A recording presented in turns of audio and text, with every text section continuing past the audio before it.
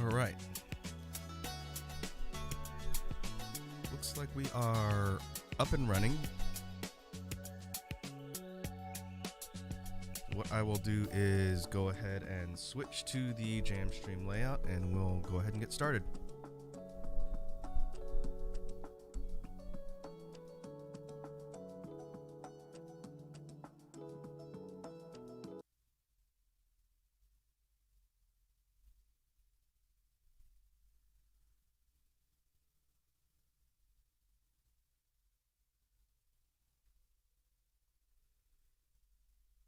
All right.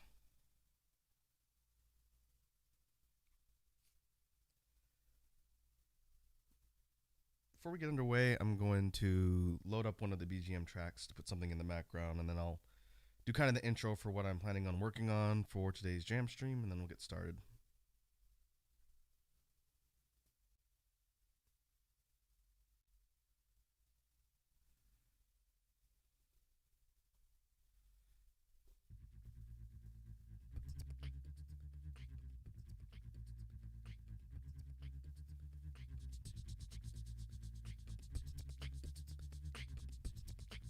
I'm just going to put this on in the background, just so it's not dead silence while I'm talking here.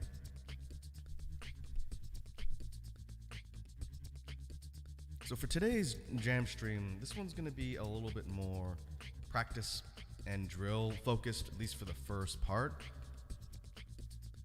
Sometimes when I do these jam streams, I come in here with a list of topics or beatbox sound theory or analysis items that I'd like to discuss, just to explain a little bit about or kind of talk through the mechanics when it comes to beatbox theory or technique.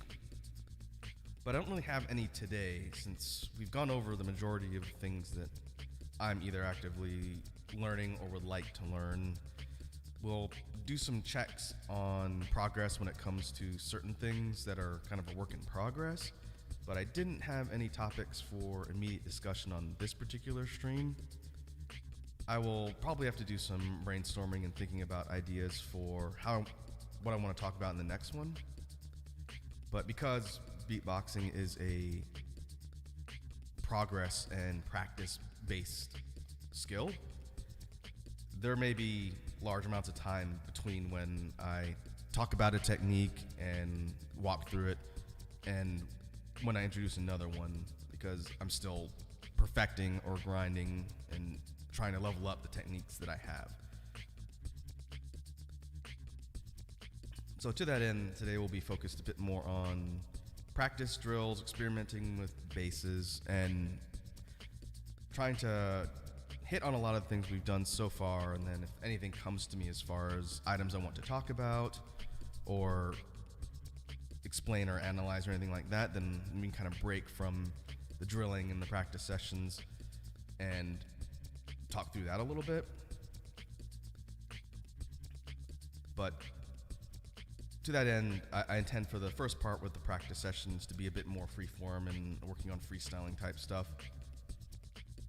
And then just like we've done in previous jam streams for the latter part, I want to focus on the loop and focus on brainstorming ideas for BGM tracks. There's a couple of experimental ideas that I want to see if I can flesh out here on stream. And with input from chat, we can see if we can put together any ideas for some new BGM tracks. There's a whole slew of them that have come out of the recent non-jam stream related sessions here that I need to go and record. And I know I'm behind on that. Been rather busy with the Earth job this last couple weeks, but I plan on getting the Bandcamp stuff finalized soon. Hopefully, if I have time this weekend, I can get the first set of things posted and online for people that are curious about the BGM tracks. Unfortunately, everything we work on, I store on the loop station itself, so if we ever need to refer back and pull up stuff when I'm recording and finalizing things to upload and post, it's all here on the machine, so I don't have to worry about losing the work we do as long as I remember to save.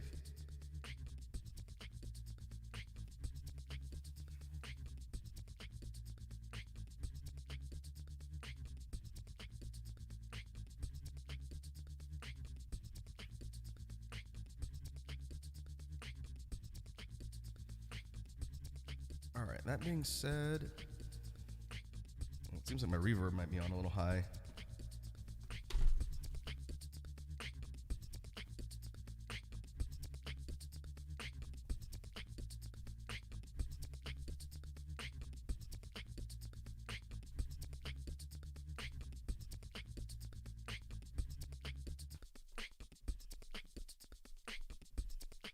I just spilled a little bit of water on my loop station, which could be bad.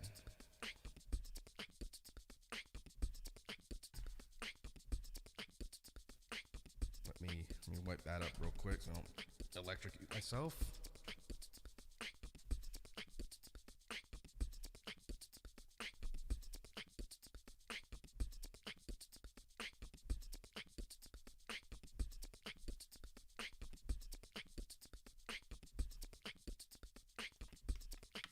I'm gonna put the water bottle over here on the other side of my desk.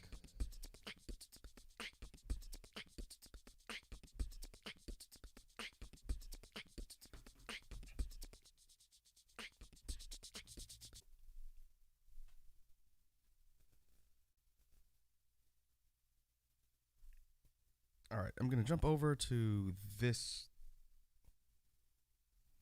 new track. This doesn't have anything stored on it. I'm gonna have to redo my sound settings, I think. Put dynamics about here.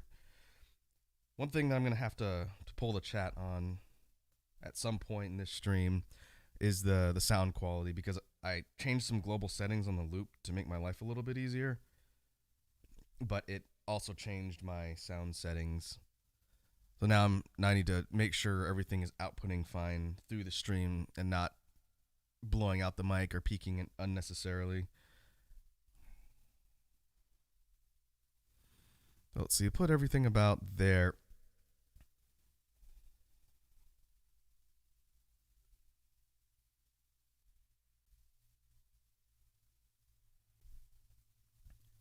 I think that'll do.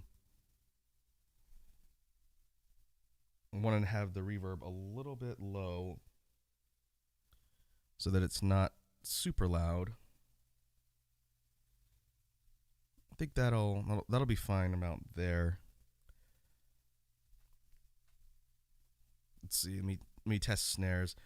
The way this particular mic works, because it's not a super loud mic that I use for all of my streaming stuff, I have to be careful how I configure the loop settings, because I want the beatboxing stuff to be audible, but when I talk I have to get really close, and then I have to kind of back off and get away from the mic at least several inches when I'm doing beatboxing, because the sounds pick up a lot more audibly and impact the mic output a lot more than the regular talking, which is kind of tricky. It means I have to constantly be aware of how far I am, otherwise it's going to destroy your ears.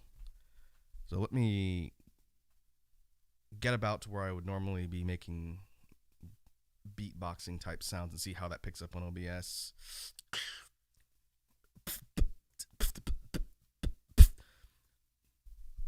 Alright, I think that might be a little close.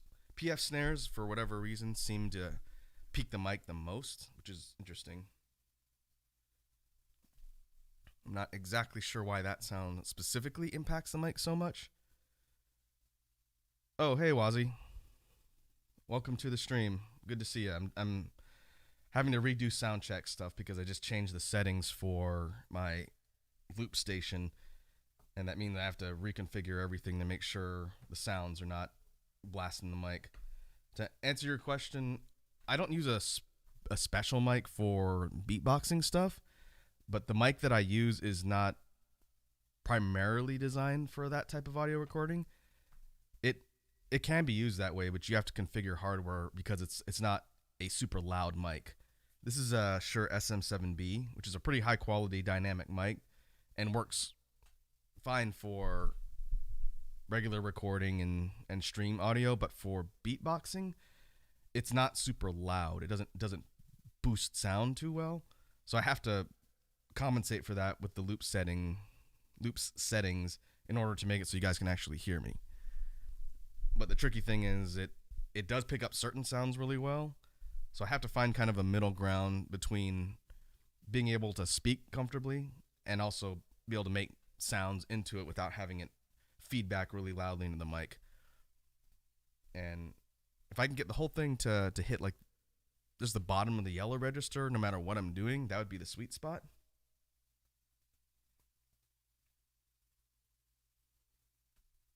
Wazzy says, do you have a pop filter?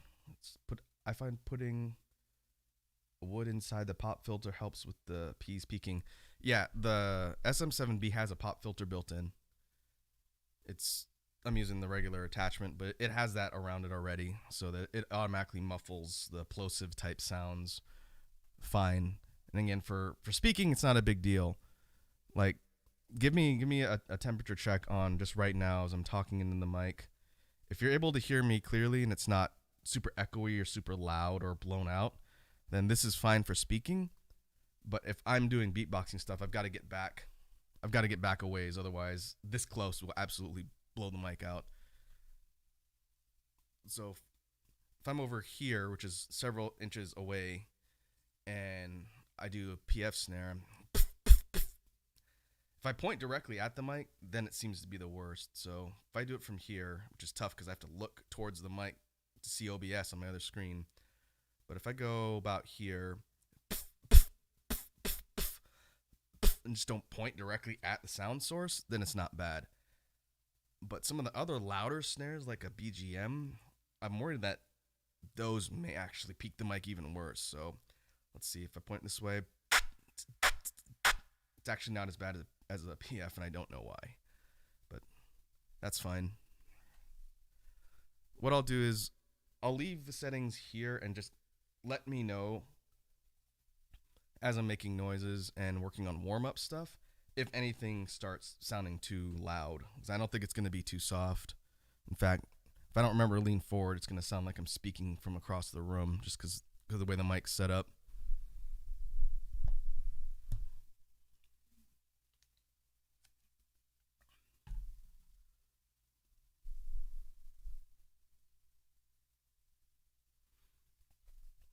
Okay, now sound check's done. I'm going to work on some warm-up stuff, and then we'll get started with practice drills. What I was talking about in the beginning as we were getting started before I was working on the sound check stuff here. Today's focus on the jam stream is going to primarily be practice and drill oriented, and then towards the later part, we'll be working on more BGM brainstorming ideas with the loop. So that's the plan for today's session.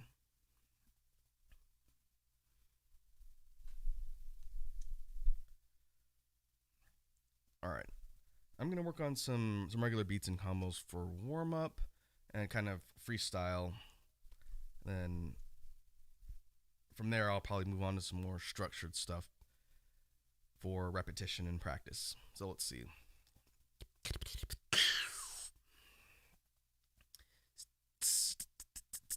And I'm going to be keeping an eye on the OBS readout as I'm doing this, to make sure the sound levels aren't going all over the place.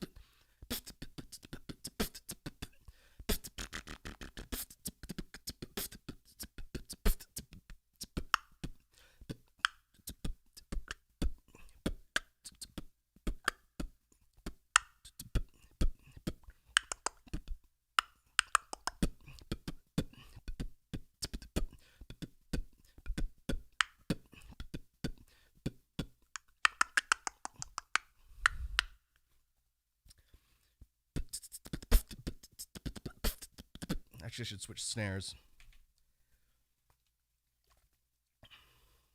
let's work on warming up with the outwards K. I don't know why my default is the PF. It's probably because it's the easiest one to do. But let's switch things up a little bit.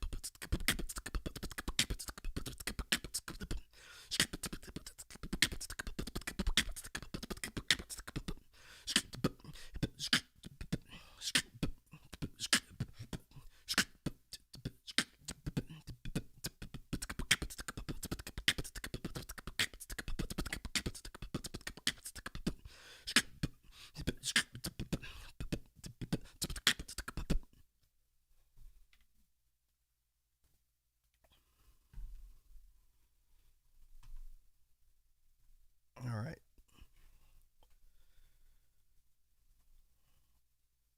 I'm going to change the now practicing to just drills the now practicing to just drills. Since I did do a bit of warm up before I started the stream as I was waiting for everything to start loading. So there's no need to spend too much time on it.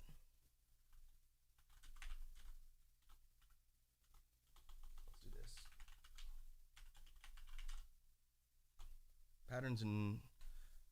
Patterns and drills, and this is what I'll primarily be focusing on for a while before we get to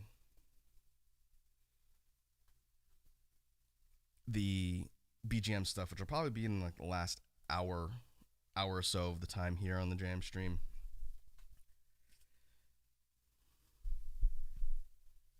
And we'll see how my voice does, because I do want to work on basses and bass practice. But doing so usually tires my voice out faster, so we'll see how that goes. I may have to go grab some honey and try and keep my voice intact, but we'll see. So drills, I guess I've never really talked about how beatboxing drills work. It's nothing really formal or structured. When it comes to how you practice, it's mostly just doing the same sounds over and over and over again, which for a lot of people can be challenging because it's a grind. I've mentioned it before repeatedly that beatboxing as a hobby is definitely a grind, because you will not be able to master sounds and techniques and get speed and consistency overnight. Much like any other skill that you have to work at, a lot of it is just doing the same thing repeatedly to get muscle memory. And then once you have muscle memory, doing it to get speed and consistency. Things like technicality and working on speed patterns, and even things like basses. Bass control and conditioning your throat to be able to make different noises is something that takes a lot of time and repetition. And that doesn't mean if you just do the same thing over and over again, you'll just be a pro overnight either. But when it comes to learning the techniques and getting better and improving, you have to be willing to put the time in to just practice. And so I think that may be a good thing to talk about as far as what constitutes a drill. Is it just doing a sound, or is it doing a sound a certain way? Because I do think how you practice does factor into how fast you progress. But if we break down the basics of beats, and that this may be a good sort of informal thing to talk about on the session today. If we talk about the basic items and instruments in a percussion kit that a beatboxer is using. So things like your basic instruments, you have your kick. Now I gotta be careful where my mic distance is because I'm talking now. You have your kicks, your hats, and your snare. The one that I usually default to, like I mentioned, is the PF snare and the but you also have things like an outwards K snare or an inwards K snare, a rim shot, which is a cousin to the inwards K snare, or you have a BMG snare or spit snare, which sounds like. You have a cough snare, which sounds like. You have a click, which can function like a snare. You can do a regular tongue click, like, or the hollow tongue click that I've been working on, which sounds like. So all of those different instruments, and that's just a subset. There's so many other ways you can make sounds for the snare specifically. The snare is one of the most versatile types of instruments that a beatboxer has at their disposal. You even have a PSH snare or a psh, psh, psh, psh, which I don't use super often, but it is common. You have more like a punch snare, which sounds like, which I also don't really use that much. But to get back to the topic of drills and training for consistency, you don't have to put together a real fancy, elaborate pattern when it comes to practicing consistency. And this is something I do a lot, usually when I'm doing something mundane that doesn't require a ton of brain power and focus. But if we just think about doing consistency drills for the basic instruments, so kicks, the backbone of all beatboxing, you could sit there and just do quarter note kicks all day long in like a 4/4 time, just doing.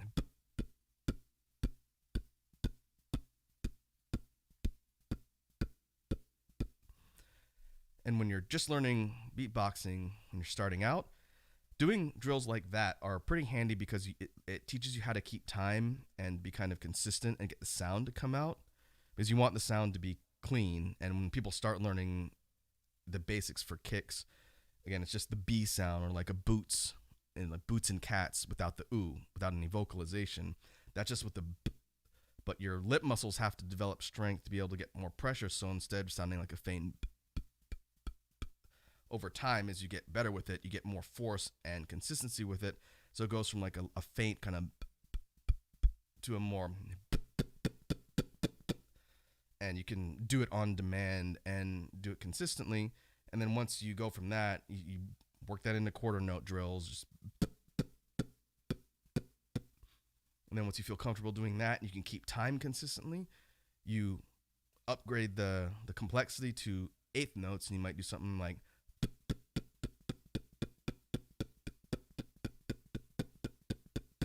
And work on getting consistency that way.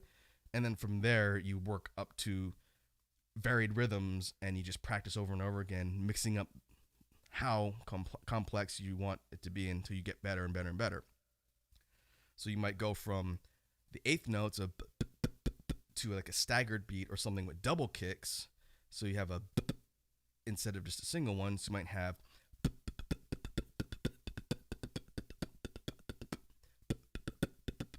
And then there you can go up to triples and try and get into 16th note, triplets, and everything else.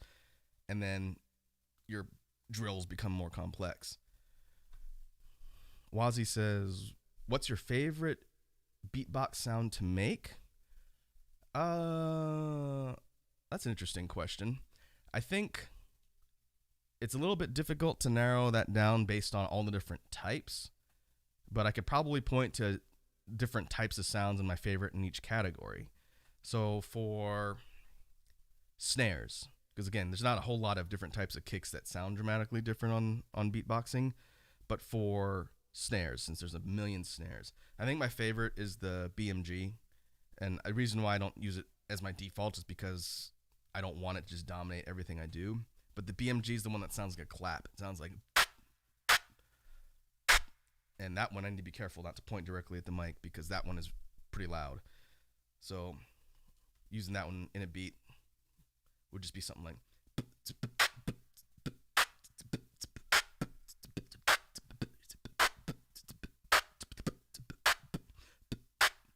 Like that.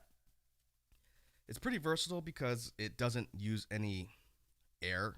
You're not using anything in your lungs when you make the BGM, the spit snare. It's all mouth pressure and lip strength. And as a result, you can do a lot with it as far as layering other sounds, and you can do it quickly in conjunction with other things that use a similar mouth position. For bass type sounds, if we talk about throat area type basses, probably my favorite would either be vibration or vocalized chest bass.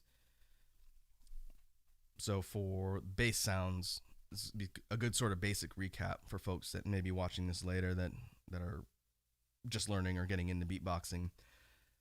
One of the first basses I ever learned was throat bass, and that's using your vocal cords a bit higher up, and it's a tighter sound to force air through your vocal cords to get that vibration. And so throat bass sounds like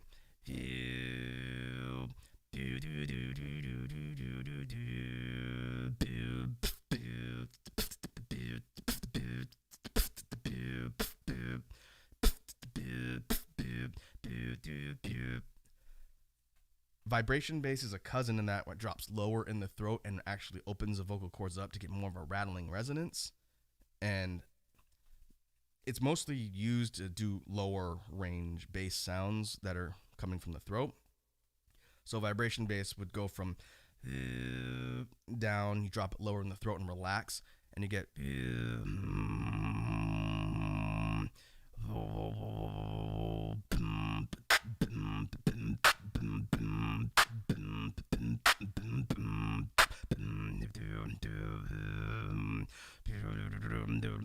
something like that.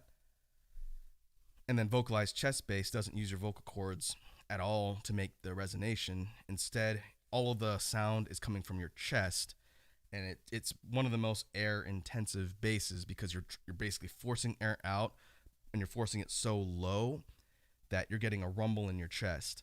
And regular chest bass with no vocalization sounds like it's like a heavy sigh, real deep down, and you have to push it low, and you can feel the rumble in your lungs and your chest because that's where the sound is coming from.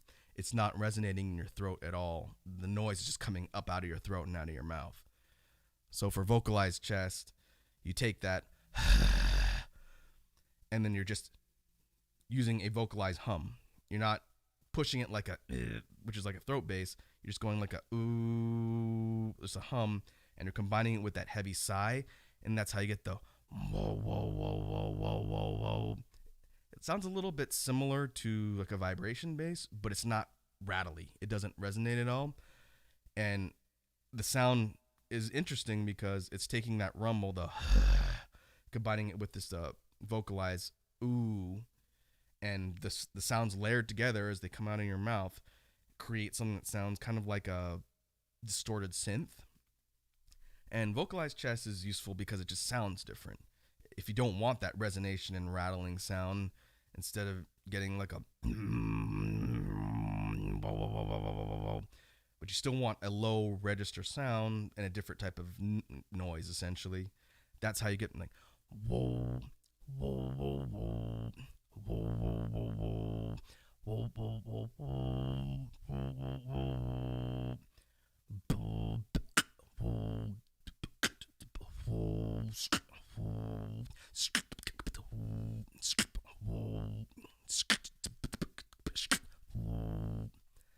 and it's just a different tool and comes across differently on the mic, which is neat for all of the different bass sounds you can make in beatboxing, right? It's just tools in the tool set.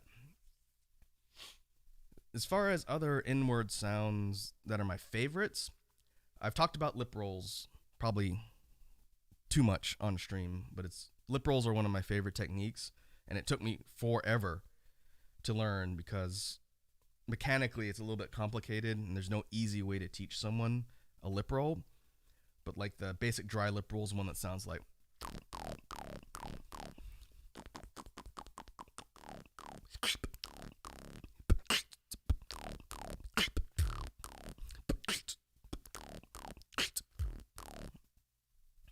and that one's pretty useful because it doesn't use any lung power. Again, it's all mouth pressure in the side of your mouth to make the. But the variation of the lip roll that's my favorite is the inwards. which does require air. It's done in the same place, but instead of using mouth pressure just to get that kind of warbling sound, you breathe in. You breathe in from that position, and you put an inwards kick on the front for a punch, which sounds kind of like a low bass hit. And it's really good for drops and stuff, but the inward lip roll sounds like... I tend to default to the high one, but if you're just doing it normally, it sounds like...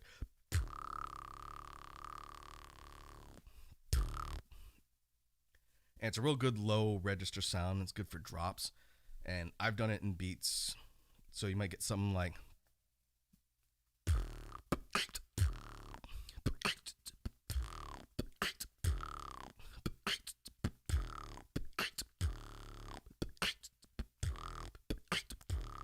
You could drop it even lower by loosening up your mouth, and it changes the way the sound hits, so it would become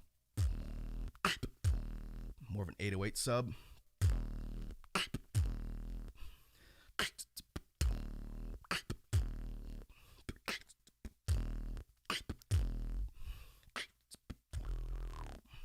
And then the nice thing about the inward lip roll is that you're breathing in when you do it, so you can get air back into your lungs, and you can mix it up in beats, so you're not having to stop and breathe and take air in, because the sounds are bringing air back into your lungs, and you have to basically just balance that against whatever it is you're doing, and it makes it easier to manage your air. And the variant for the inward lip roll that I like to use, that again, I don't know if I'm the first person to make the sound, but I haven't heard it super often in other beatboxer routines. But it's what I call a siren lip roll, because it's a lot higher pitched. It's done the same way, but the mouth position inside the mouth is different. So if the regular inward lip roll sounds like kind of low range, the siren one that I like to do sounds like...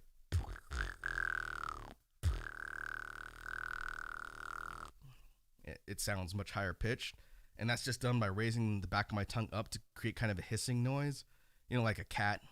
When a cat doesn't like you, it'll go like... It's just doing that in my mouth as I'm doing the inward lip roll, and that's how you get the... And it goes much higher. And by moving my tongue up and down while I'm making the noise, I can cause it to oscillate, which sounds like... Which is kind of fun. It's a different way of doing the regular inward lip roll, and I like to mix that in every once in a while. But yeah, for Wazi's question, I know that was a really long answer, but I don't have one specific favorite sound, but I do have favorite sounds within the classes of instruments in the tool set. And the challenge when it comes to constructing patterns and routines always comes down to not overusing your favorite sounds. Like, I could do a BGM snare in every single beat, and it'd probably sound clean and sound consistent, but it'd get old. People would say, well, you always just use that one snare, and you never mix it up. And that's not good. So a lot of it is just learning how to cycle between the different sounds in the tool set and mix things up so that you're not kind of becoming one-dimensional, as it were. But if we get back into the initial topic of drills and how to drill basic sounds, I mentioned before, if you were getting into beatboxing and just starting out with kicks, basically, I think everybody should start with kicks because that's essential in creating a beat. You need to be able to do a kick sound and then build off of there. Kick, hat, and snare, I think, are the three areas of focus, which is why people always recommend you say boots and cats, because all of the components that you learn initially as a beginner are part of that basic phrase. If you take the ooh off the boots, that's your kick. A B sound. The snare comes from the cats. You're emphasizing the C, the sound, and you could do an outwards K snare essentially, which is a good place to start. And then the tss in cats is your hat, like a hi-hat.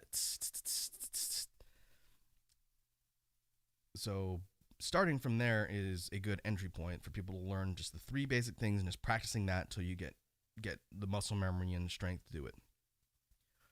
But to talk about how I do drills, because I learned the same way, I learned starting off in the same building blocks.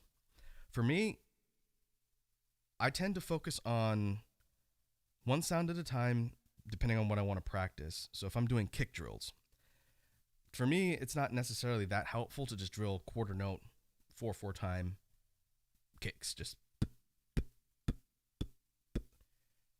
like at this point, I feel like I could do quarter note kicks in my sleep. It's not really that hard and challenging, and I'm not really getting much practice from doing that.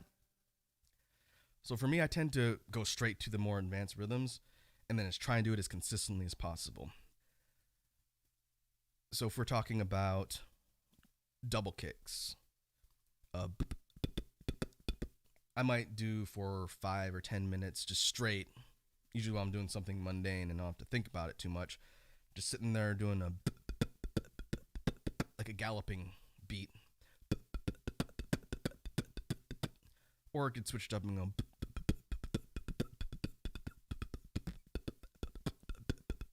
just a little run out of air and then reset, do the whole thing again.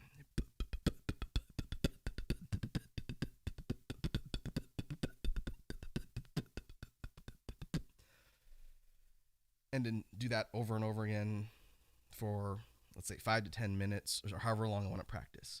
And then after I feel like my mouth is warmed up and it's consistent, I might do a triple kick, or a BTB is how it's written. Capital B, lowercase t, B. And that's just the T in the middle is like a hat, and it's used to break up the sound. So you put them all together real quick, you get. And this is one I need to practice more. I was doing it consistently for a bit, and then I got distracted with other sounds. But if you want to do triple kicks and you want to do them cleanly, you have to practice this over and over again. And so I might do back-to-back triplet beats and drill for like 10 minutes. So we'll do that a little bit here because it's a sound I really want to work on. And I'll mix things up so it's not just straight triple kicks, but that's going to be the focus of the drill. So you might get something like.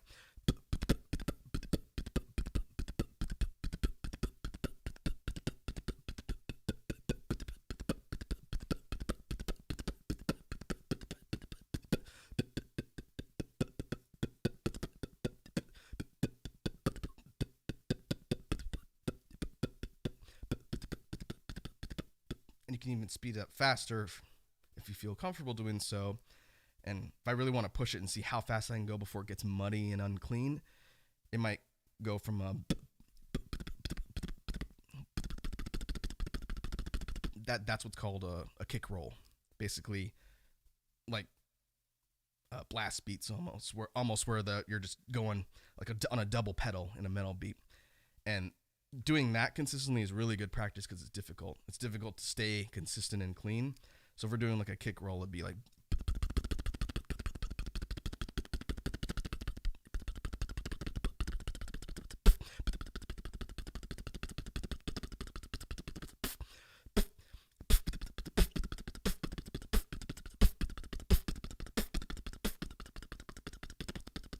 And I'm just spitting everywhere. Where's my rag? Getting all over my screen, and that's okay. That's what happens when you're doing meatboxing. But the triple kick is a really useful tool, but it's difficult. It's difficult to do cleanly and consistently without a ton of practice.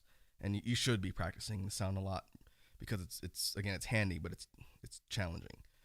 It might be one of the most challenging things you can do with just the basic kick sound. Double ones, just a.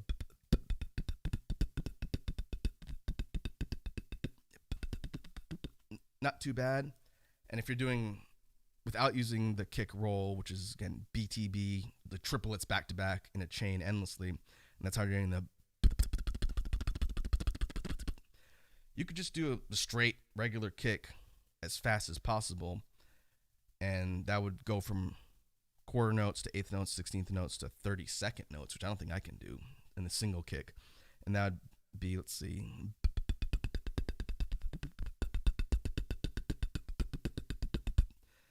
That's 16th notes, I think, because 8th notes would be. Yeah. Double time on that.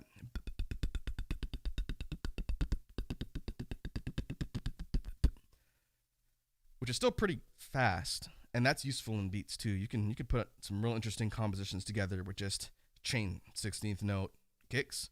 But if you want to go for more speed and get more notes in, that's when you start doing the triple kick back to back. And that's how you're getting them. And that's tough. That's really tough to do. And it's good practice to do that as much as possible for kick drills and not neglect the quote unquote most basic sound in the beatbox arsenal, because you can do a lot with kicks in a beat, and having more ways to do them is always helpful. For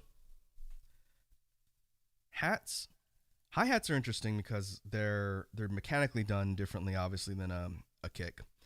It's all tongue accuracy and muscle memory and endurance. So for a regular closed hi-hat sound, which is just a T, just a letter T, anybody can make the sound. But being able to do it cleanly and consistently in a beat requires a lot of practice, even though you'd think it'd be just a simple sound. But when you're switching from different mouth positions and you have to come back and hit that T accurately, that's where it becomes challenging. And hat drills are not too difficult to do. It's just doing the T sound back to back as cleanly as you can get it when you're starting out, and then just building up to more speed. So for my drills, I don't drill hats as much as I probably should, but they're in almost every beat I do, so I do practice them, just not exclusively. So if we're thinking about how to drill hats and just doing like a eighth notes. Or is that 16th notes? That's 16th notes, I think. I haven't been in a music class in a long time. But getting the rhythm as fast as you can do cleanly and practicing that is the best way to do hats, in my opinion. So let's see, how would I drill hi-hats, closed hi-hats?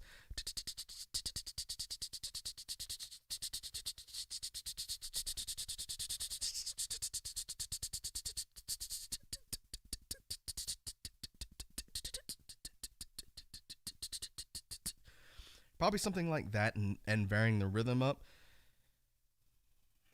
is the best way to do that, I think. And then doing triplets. So instead of just, you could do,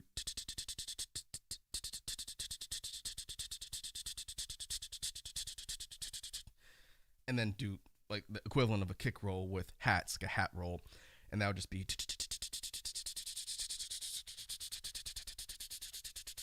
till your breath runs out, then reset, do it again, and try and get more in with each breath, and also help you expand your lung capacity, which is also nice. But the point of that would be to get the consistency and the noise to come out consistently every time, and that's a challenge. For open hats, or a tss, that one I feel like doesn't require a ton of specific practice because it's easier to do consistently than just a.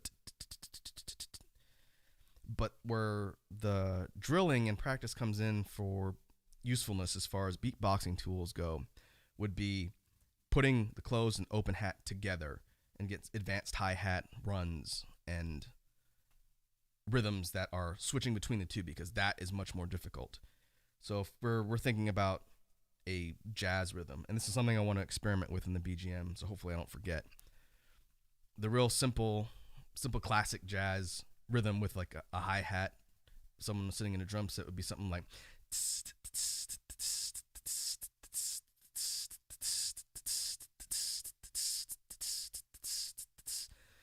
if you've ever watched Rick and Morty, you would recognize that from the Snake Jazz tune, which cracks me up.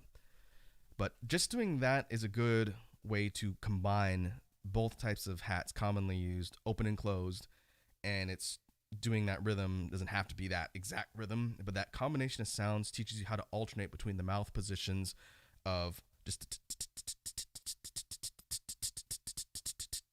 or if you're doing straight chord notes, and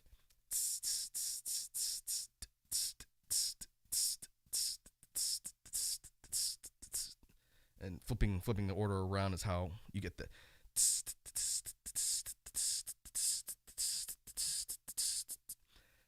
from there, once you have that, it's real easy to slot that into just a beat. And I really want to do like a jazz swing type beat. So we'll see if we can put that together in the loop station BGM part of the jam stream today. And it's something like... That's actually pretty difficult to do with an actual beat. I don't know if you can do that at the same time as a kick.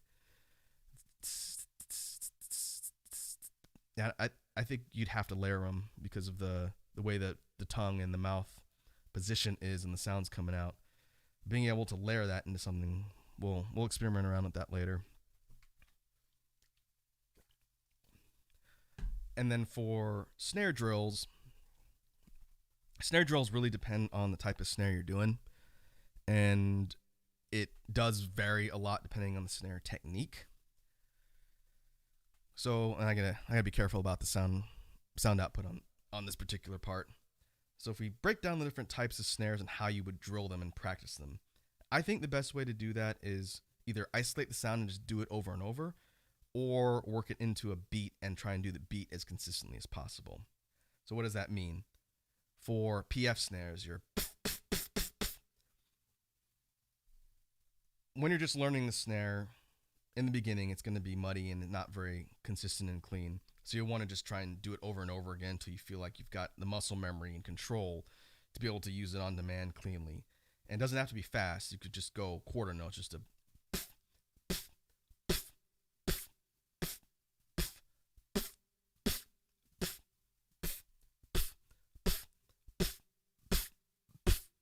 all day long. And then when you feel like you've got a good level of control and are comfortable with it, start doing more of them. Start doing eighth notes. So instead of the quarter notes, you would get...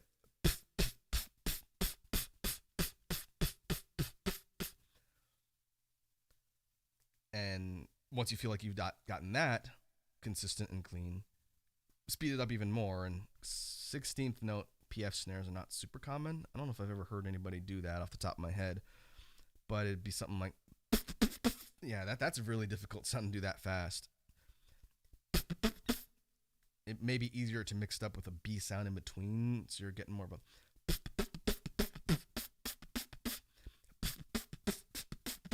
That's difficult. I need to practice that because I can't do that very well. But the main point is to get your muscle memory and your technique refined enough that you can bust out the sound at any point in a beat and not worry about whether or not it's going to come out consistently. For inwards K snares, that one can be practiced pretty much the same way. You can start off just doing quarter notes, and this one requires air, so it's a little bit more difficult to manage than some of the other ones. But it would just be...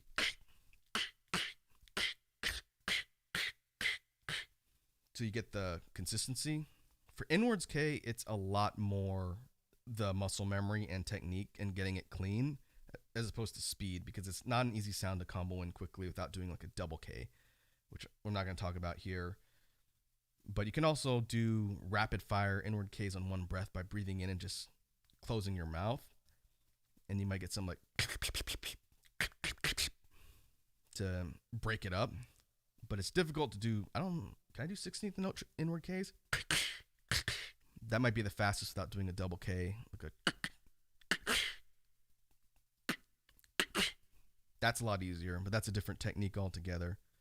So for inward Ks, it's mostly just repetition with the isolated sound, and probably works best practiced in beats. So you learn how to navigate mouth position from one sound to another. That's what I would recommend for an inward K.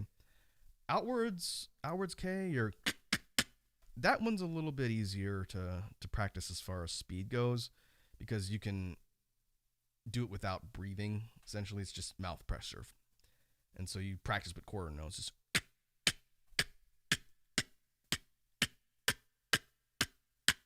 then speed it up as fast as you can while still keeping it clean. So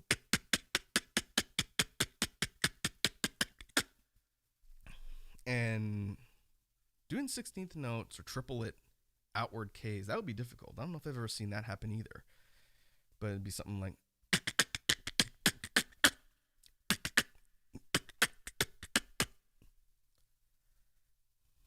that one would probably require a bit of experimenting as far as how you're practicing it. But again, just fitting the sound itself into a beat and constructing beats around it is, in my opinion, the best way to approach practice with that one.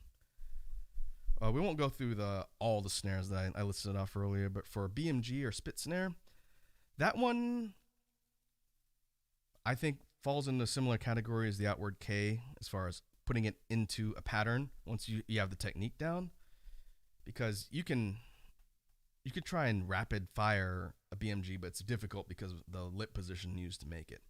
So that's the one that sounds like,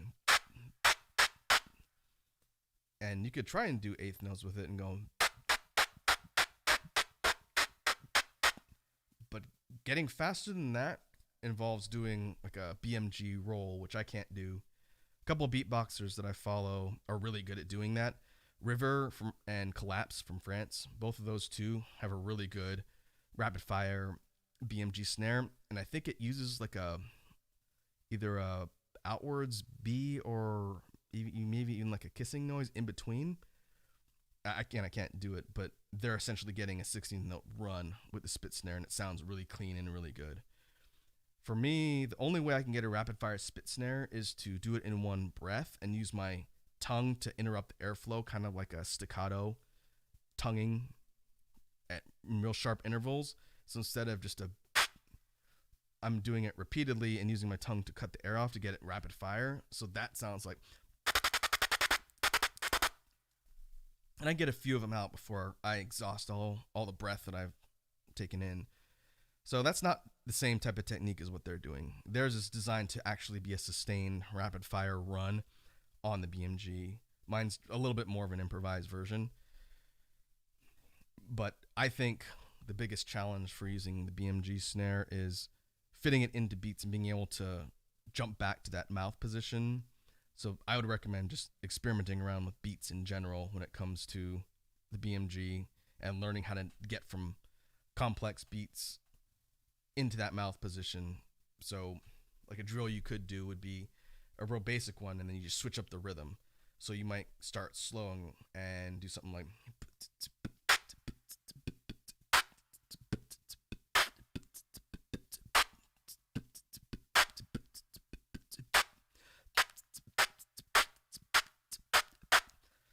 and then in the middle of the drill switch the rhythm up, so you're not doing the same mouth position. You have to sort of reset.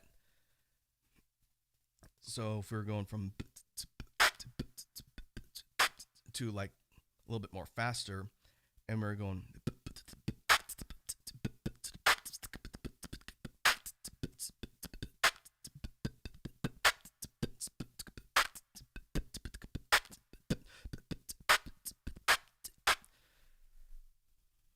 and make it so you're having to navigate between sounds, and I was putting a little bit of technicality patterns in between because it's a different mouth position than the, and that forces your brain and your face by default to readjust and then reset to that position that it knows it's got to do for the snare, but it's coming off of different sounds, and you're having to do that on the fly. That's the best way to practice BMG, in my opinion, just so that you get used to going into the snare from different positions and get comfortable navigating between the different routes, as it were. So I think that'll do for just I say brief, but it was probably a 30-minute plus tangent talking about how you drill. And there's no set rules in stone about how you practice or how you should practice. I think for beatboxers of any level, just repetition and finding ways to sort of push your comfort zone a little bit while still forcing consistency and cleanliness in the sounds. It doesn't really matter how you're practicing as long as you're just hitting that repetition over and over again and then being diligent about it. The idea, I know Kindo has talked about this before in his workshops, but the idea of perfect practice is a little bit of a misnomer, because I don't know if there's a universal definition of perfect practice. The point is you have to practice in a way that's going to work with your tool set and help you refine what you want to work on. and that you can't apply that same format to somebody else because everybody learns at different paces, everybody starts in different spots. So there's no global definition of how you should practice beatboxing. You just have to break it down into the elementary blocks and then build out your plan of how you're going to practice that way. And it's difficult. Everybody's busy. Everyone has their lives they're going about. But if you want to get good at beatboxing, you have to devote time and effort to practicing things and be structured about it.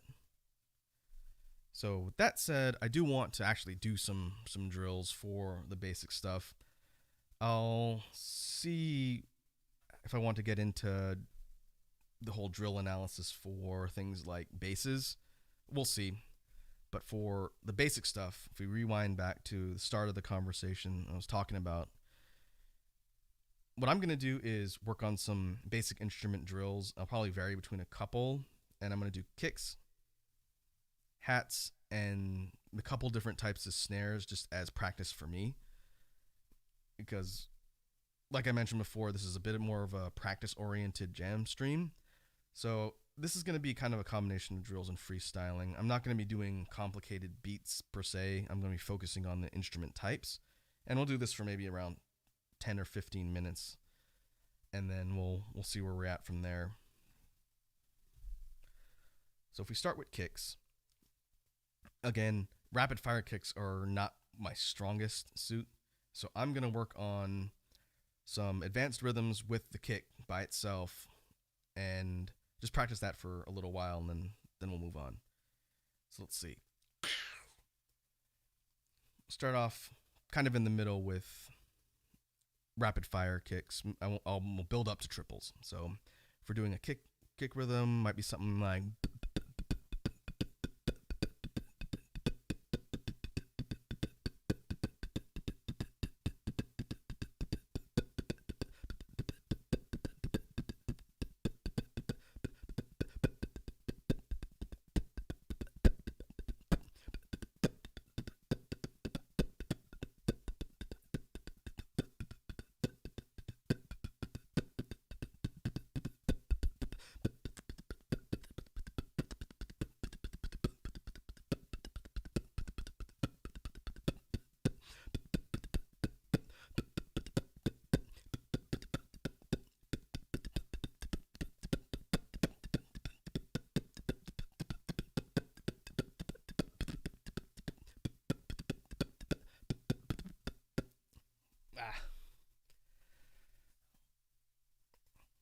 I was really hoping I could do that for like 5 minutes straight, but it's really hard to do that consistently while breathing. Let's see. Triple kicks.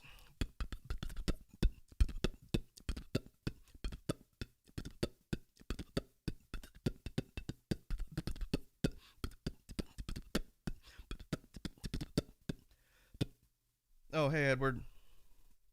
Welcome to the jam stream. You jumped on right in the middle of drills. Me attempting to do some kick practice.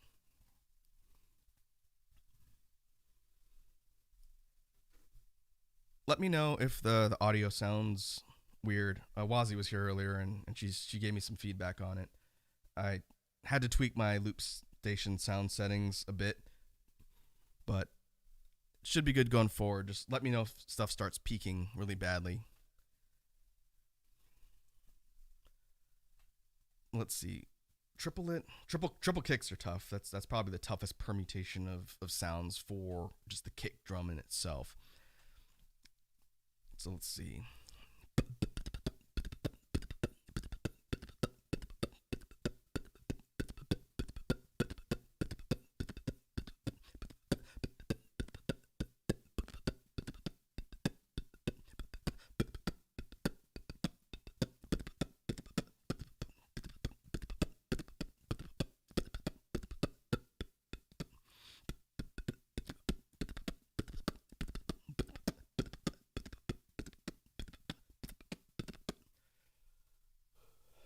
Whew.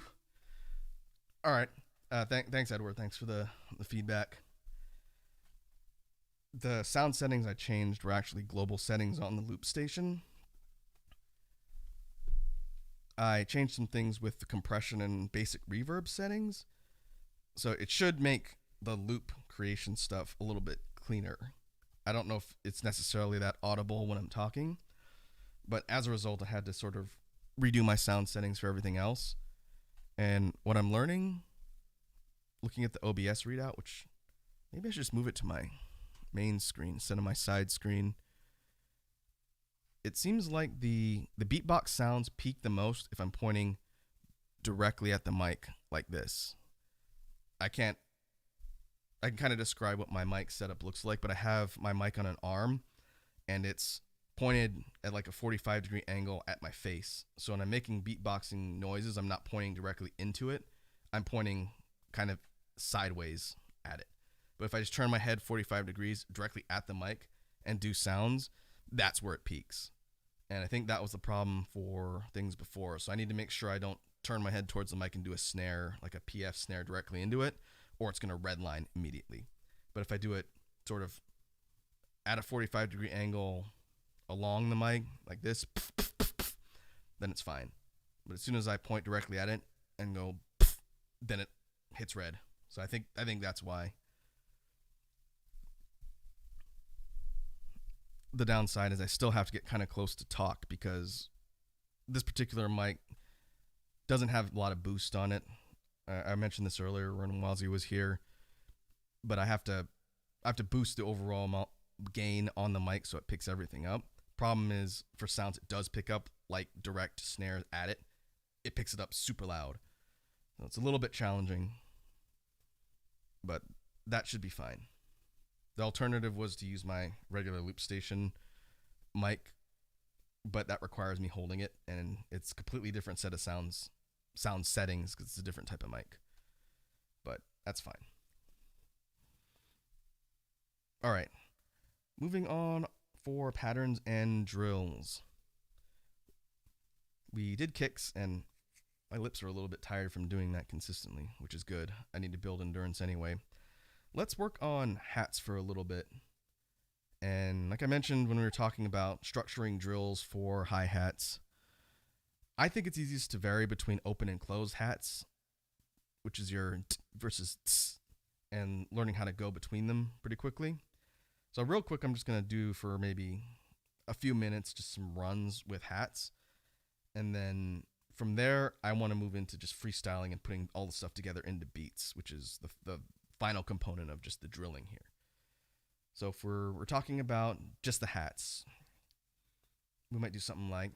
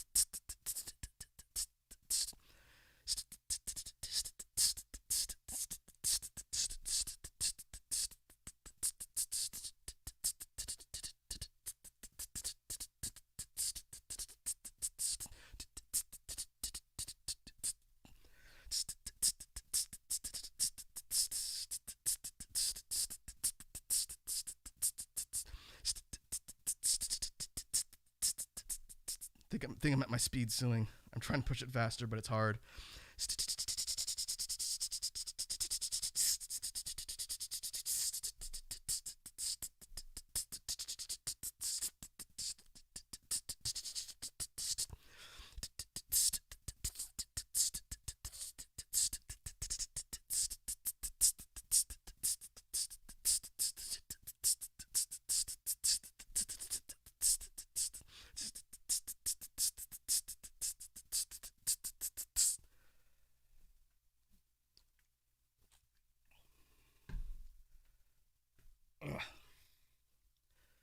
That's actually really hard on the lungs. Doing nothing, doing nothing but hat sounds constantly on on one breath. That's not easy.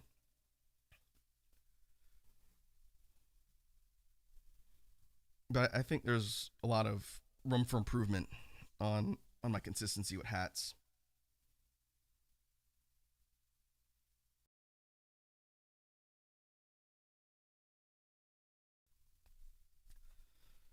But from there, I could do that all day, but it'd make my tongue it'd make my tongue really tired. What I'd like to do is move into just some freestyle beat creation and combining all the stuff from the drills we were doing before, and then do that for a stretch of time, and then from there we're gonna move on to the BGM brainstorming and loop creation stuff for the last portion of the stream here. So what I'm gonna do is I'm gonna combine all of the sounds and I'm gonna work in some bass too. So it'll just be a general freestyle session for a little bit, and then I'm gonna try and switch between a bunch of different types of beats and work on all the different sounds that we just were talking about for the last hour or so, and see what I can come up with, and then just kind of flow between them without any real structure or plan.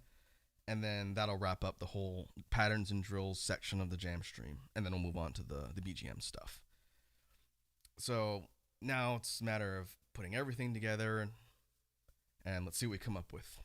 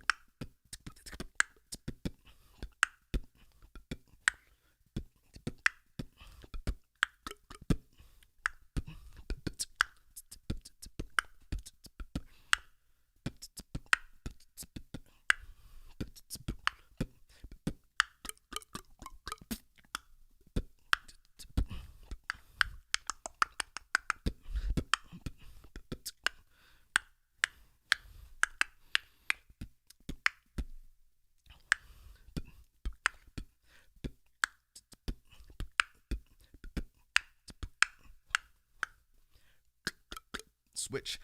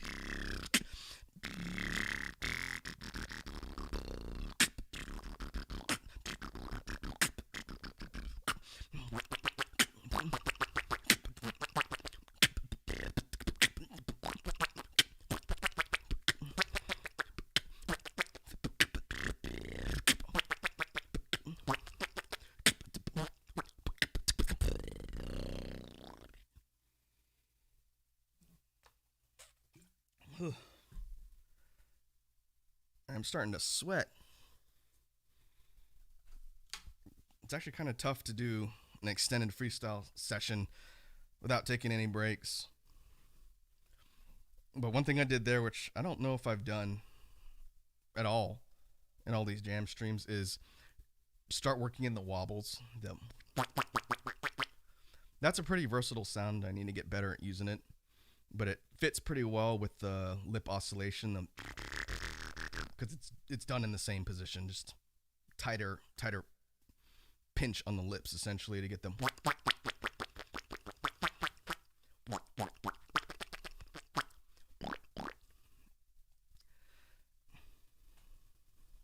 Let's see. Let me try and do one more string of beats here. I didn't time how long that was. It seemed much longer than it probably was. But let's see. We'll do some more bass. Let's try and go heavier. I gotta take my headphones off for this.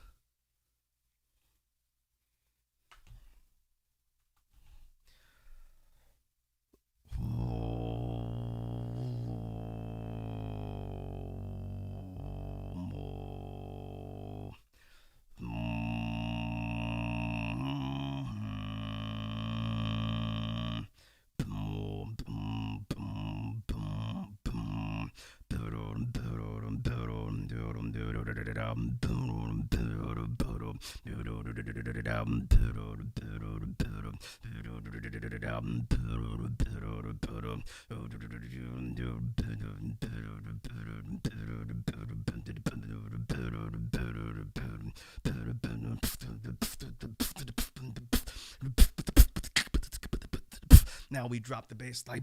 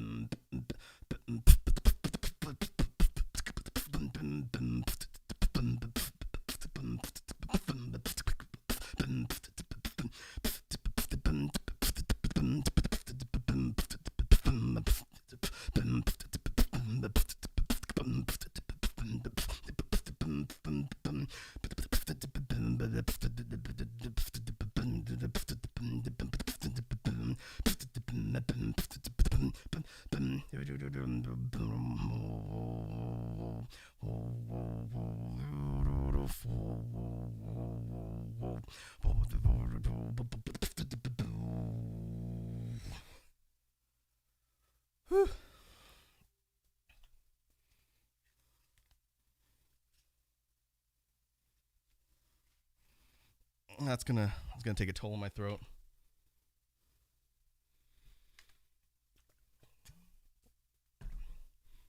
one of my goals as I continue to refine and work on my basses is to be able to get more really low, consistently basses for drops. The vibration bass is what I was using there with a little bit of vocalized chest mixed in, but getting that real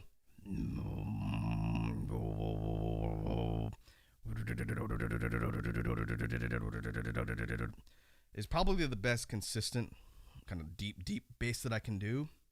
I really need to learn inward bass because that would complement that particular type of sound and genre type, because you can go really low with inward bass and you can get a lot of really cool distortions on it that you can't get with just a regular throat basses, or the outwards throat basses at least. But that will be the long-term project. I said I wanted to learn inward bass in 2021, but I've been chipping away at it and still can't really do it consistently yet. So I need to drill that some more and get better at it. And once I can actually do it consistently, then we'll talk about it here on one of these jam streams, and maybe we could do kind of like a milestone celebration, because inward bass has been haunting me since the very start of beatboxing. It's a very difficult technique for me to learn for some reason.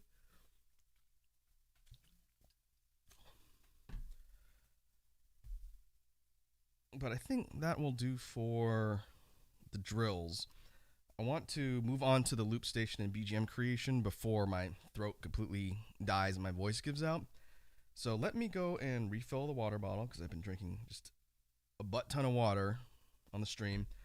I'm going to switch to the loading screen, go get some water, and then we'll come back and then we'll work on BGM brainstorming. I've got some ideas, and what we'll do is we'll see if we can come up with some more tracks to use for streams.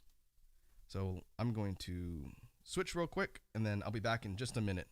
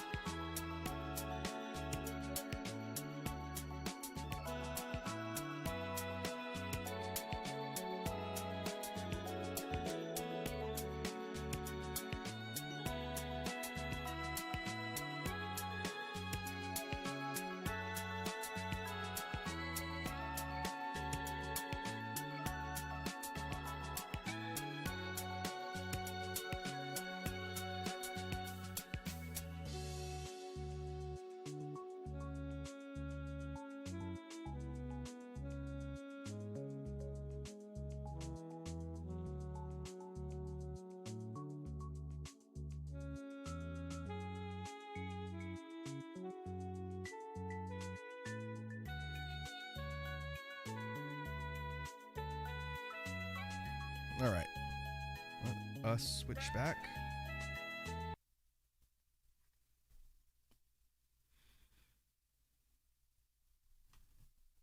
And I will update the caption.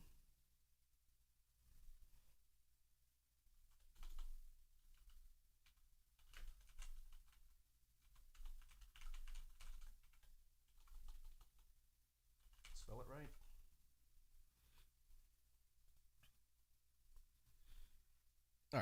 Beat Jam brainstorming.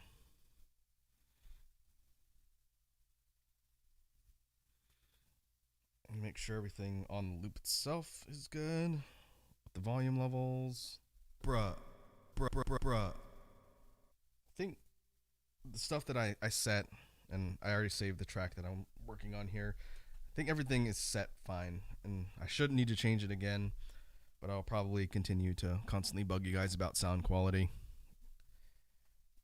Let me do a real quick loop record just to see how the playback sounds. I want you guys to be able to hear what we're doing. Let me see, just real quick beat.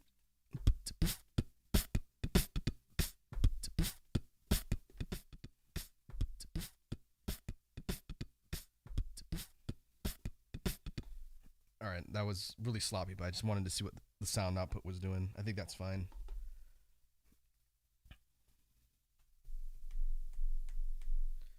All right, for the first BGM track, I mentioned this earlier on in the stream. Let's see. I don't know if you're still there, Edward, but I was talking earlier on in the stream about an idea that I had that I wanted to kind of build on and potentially work into a track, and it involved a kind of jazzy rhythm. The rhythm itself, again, if you watch Rick and Morty, sounds like the snake jazz sound. I wanted to do something based around this hi-hat rhythm, and so we may do something which I haven't really done before, where I record the hi-hats first and try and construct the rest of the beat around it. But I'm wanting to do something based around this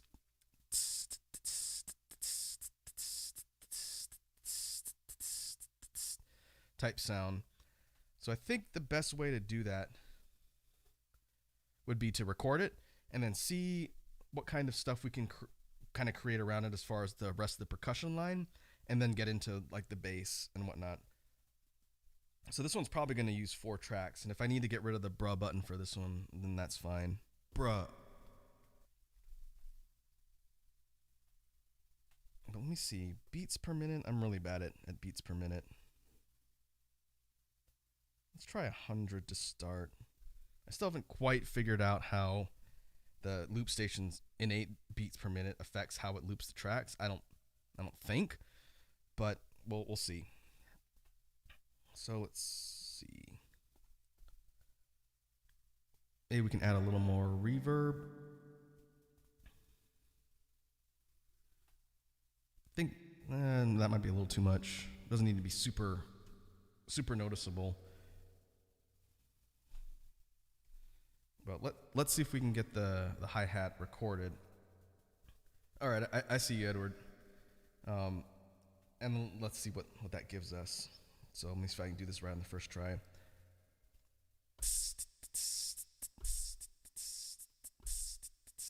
Oh, off by like a half second again.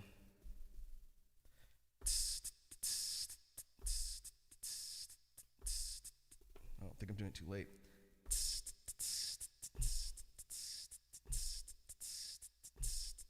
Yeah, it's closer.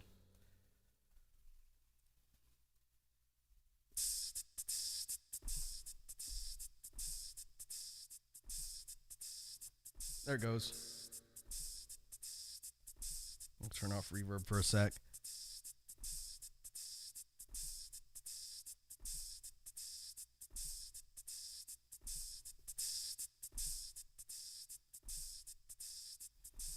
Now, the real question is, what would be a good percussion rhythm to go around the hats? Now that I have it looped, then I can kind of experiment around with the different sounds. But I'm thinking for the snare, I'm thinking outwards K for this one. So like that type, that's not the rhythm I'm thinking about, but for the sound itself, I'm thinking about using that one for the snare. But now the real challenge, because I'm constructing the beat backwards, essentially, which I don't normally do, but I need to get better at. But what we can do is an overdub percussion track, and this will be a good experiment, because it'll force me to learn how overdub works. And that's just recording one component like the kick, and then cutting the loop recording off in order to get to sync up where I want, and then future things I layer on the same track using the overdub feature. So this is going to be an experiment, and then we can see how the rhythm evolves and tweak it as necessary. And I'm going to leave our hats on its own track so it's untouched by anything we do on the percussion track. So let's see.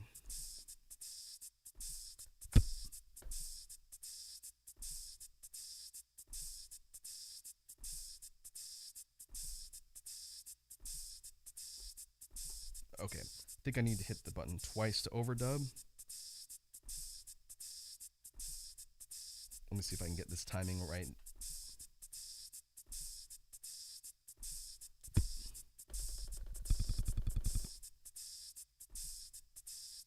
Oh, interesting. I'm trying to get one kick to record and then the second kick to record just to see where it's actually recording. And I think the BPM might actually be too high for what I'm trying to do. Let's see.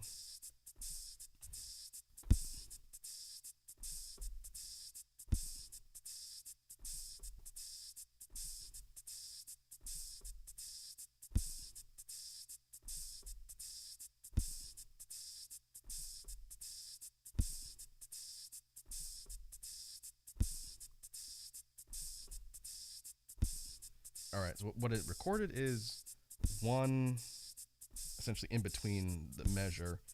What I want is a back-to-back quarter note, or like a half note rest and a quarter note. I want like a. Let's see if we can just do that outright. That might be easier.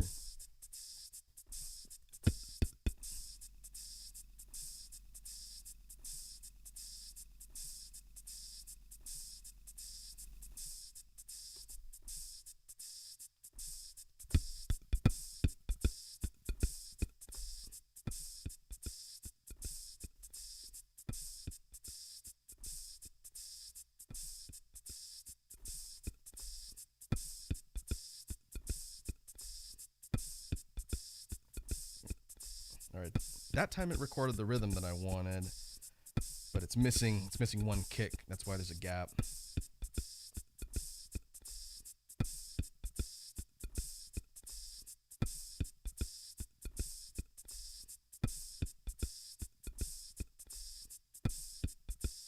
I wonder if I can overdub it and add it in the right spot on the first try. I'm gonna try. I'm really bad at overdubs, so this is why we're learning.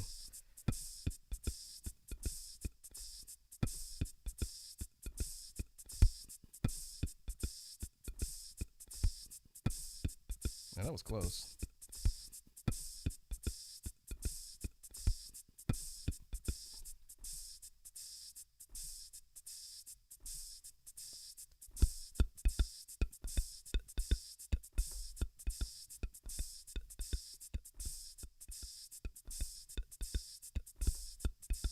Oh, that was actually fairly close to what I wanted. I just mistimed the end of the tail just slightly.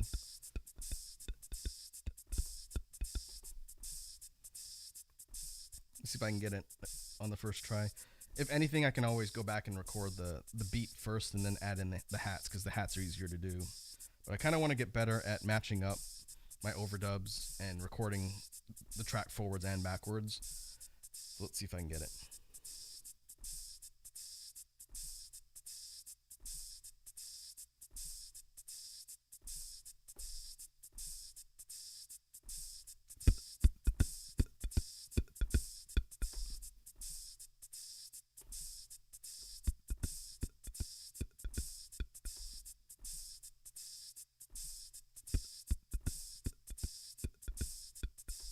Okay, rhythm's right, but I paused too much at the beginning. I just realized, and you guys can't see this, but the actual loop station track, it has kind of a countdown as it waits for the rest of the loops to cycle the beginning before it starts, and I never noticed that until just now.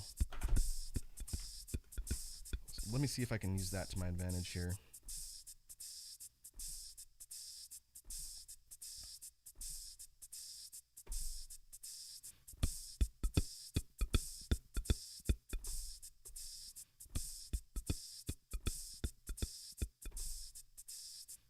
Yeah, okay. just need to start at the right spot.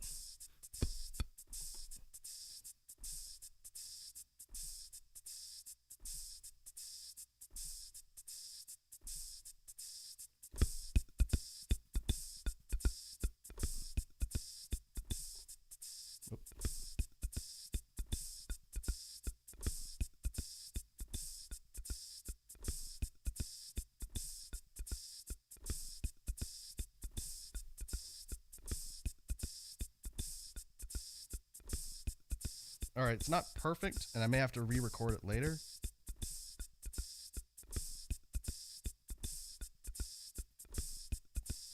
But I think it's actually close enough that we can work with that.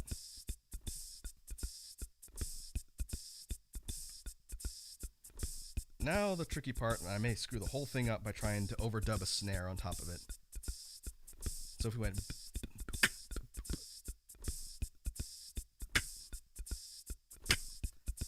and hopefully I can time it the right spot. We'll try. In fact, maybe if I can turn this off first and just focus on the kick.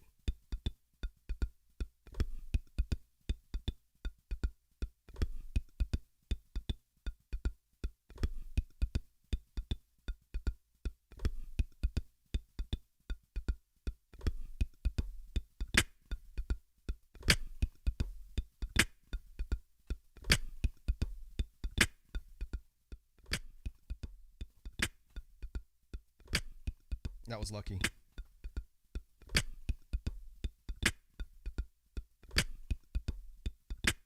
Let's try adding a reverb additional snare on there. I was thinking about doing like...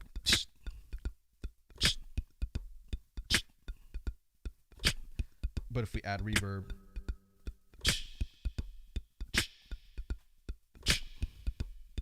do something like that.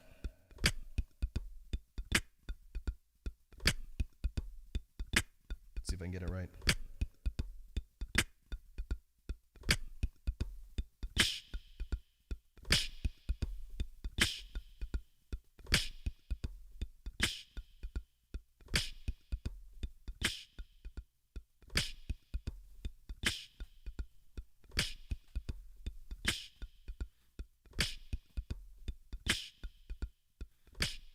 All right, that's actually coming together better than I thought it would for a first attempt. Now we add the hats back in.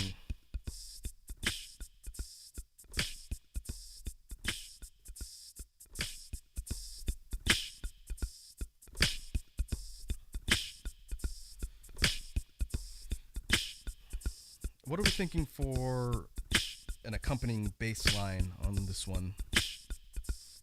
Do you want something that... hold on, let me turn this down, sorry.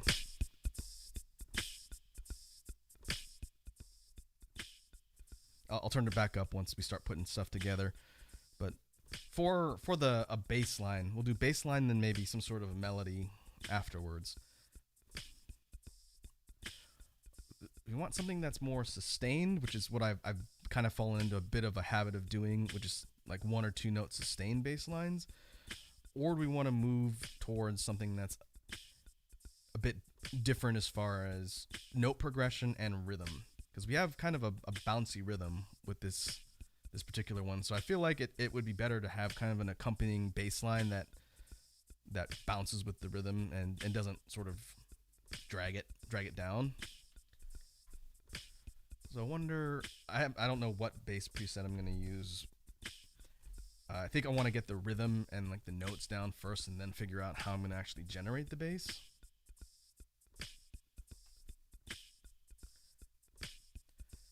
But we could do an actual moving rhythm that's not following necessarily the drum pattern or the hats, because I can record it separately, and as long as I don't mistime it, then it should be fine as far as syncing up.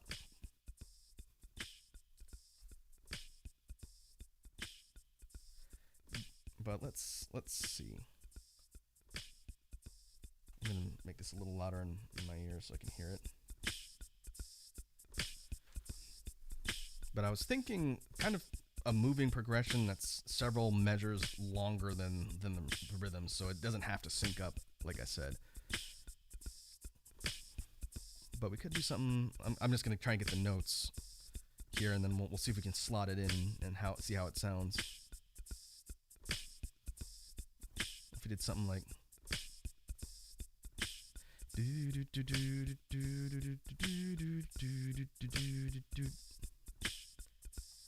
and then have it cut off before the end and have a gap before it starts up again. Now this actually sounds a lot like the bass line from Pound the Pavement, now that I'm thinking about it. So it doesn't have to be that combination of notes. But I'm thinking kind of like a mixed rhythm that changes notes and then kind of goes along with the beat might be fun to do. It doesn't have to be the ones I just did. That was just a sample. But let me go guitar to bass and just play around with a couple different ones. See if we can get the rhythm to line up and then worry about changing the actual melody. Because the way we have it a list laid out here, it doesn't have any key or anything, so I can kind of do whatever I want. So I'm gonna turn on guitar to bass and then just play around with a couple ideas, and then we'll see if we can get it to loop and then see how it sounds and then maybe make any tweaks we need to. So let me try and do that.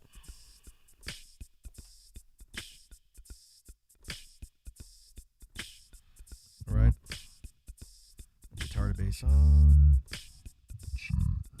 That's definitely about here.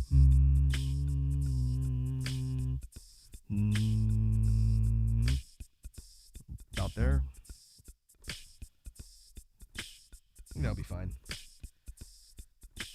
What I'm going to do is just experiment around with a couple of rhythms and note progressions and then try and record it in time, and we'll see what happens.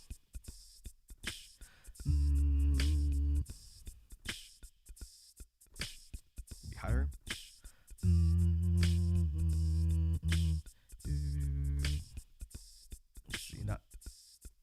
If we don't do sustained notes, I may have to actually hum it a little bit more specifically to get it to break up. So let me experiment with that first.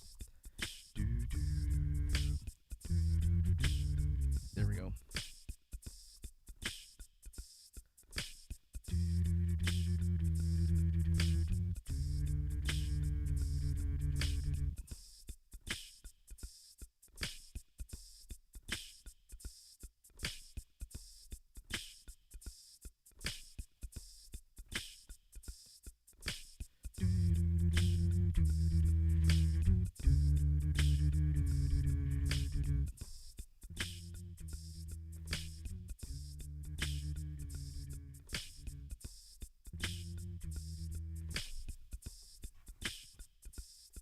Rhythm-wise, that might be functional, but I need to fix the timing a little bit. I wasn't looking at the actual start of the loop.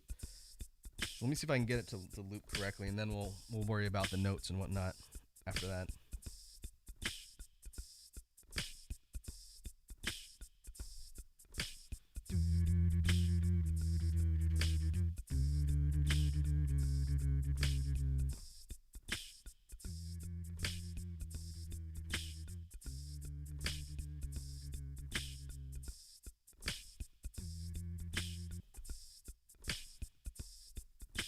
Alright, better, but I missed the start by like a half second, or a second.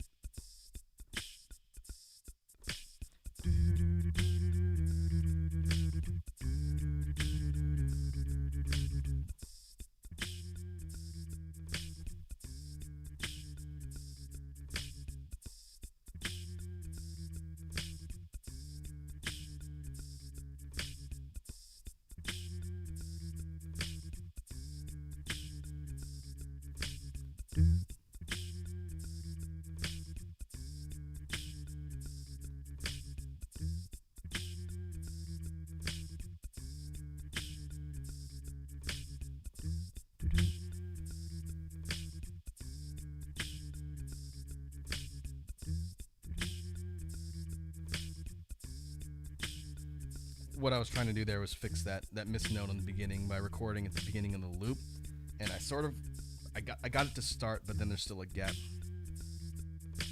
which is kind of an interesting effect. I wonder if I can add another one in the right moment and fix it again.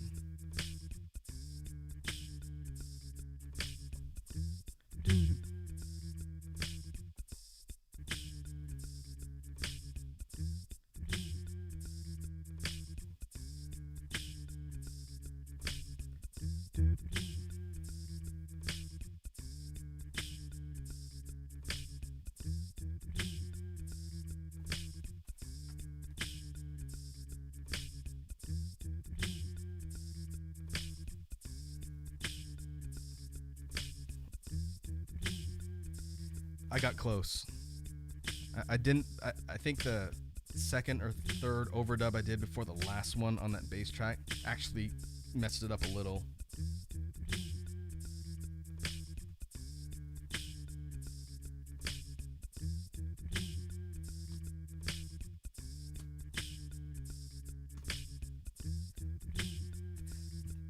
It's actually partially functional though. I think as far as the rhythm for the bass line goes, it fit where I wanted it to. I can re-record it and try and clean it up. But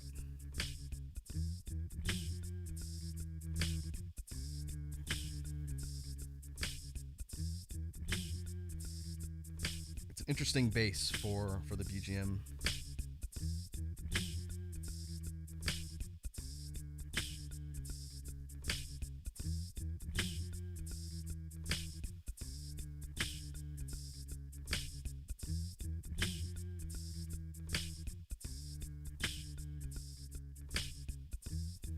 Let me drop it back down a little bit.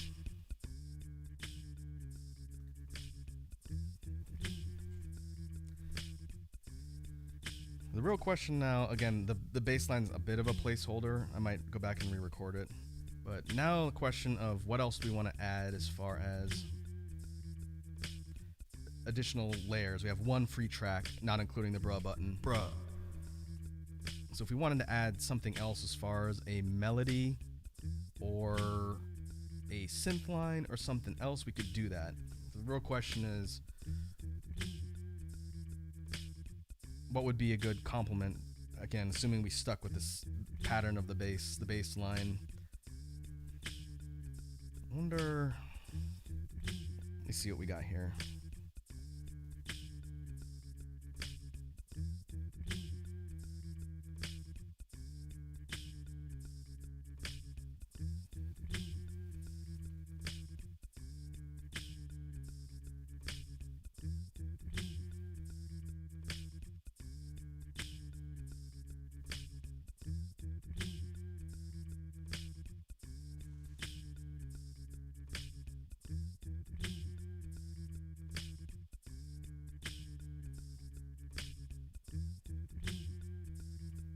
Could do granular delay. I do want to get better. I do want to get better at using granular delay.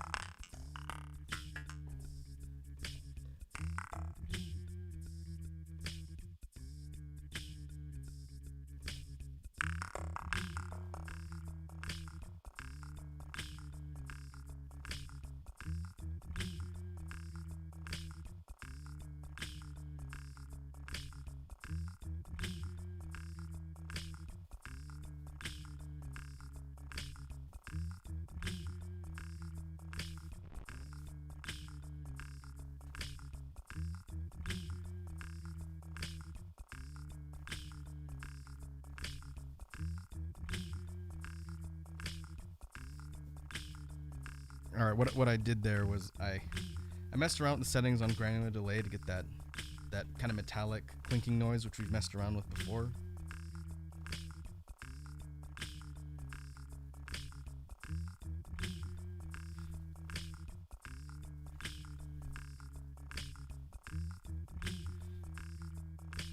I actually think that sounds kind of neat. It's not perfect. The bassline hiccup at the beginning is a little bit weird. I think I could probably fix it if I needed to.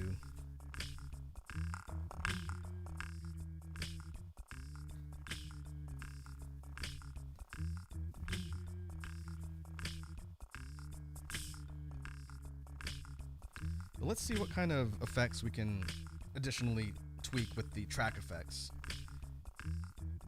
I'm kind of curious. I'm gonna turn track effects on for all of them.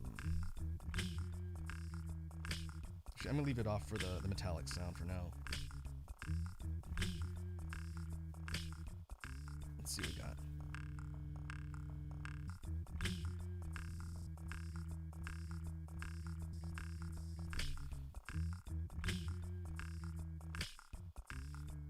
I'm gonna turn it off for the bass line too.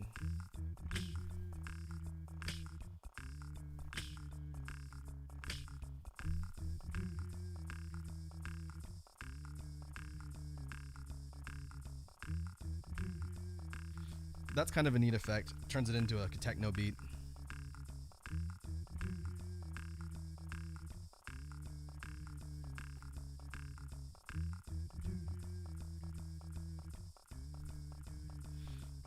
This is with the track effects applied to the metallic sound as well to get the whole thing to switch up.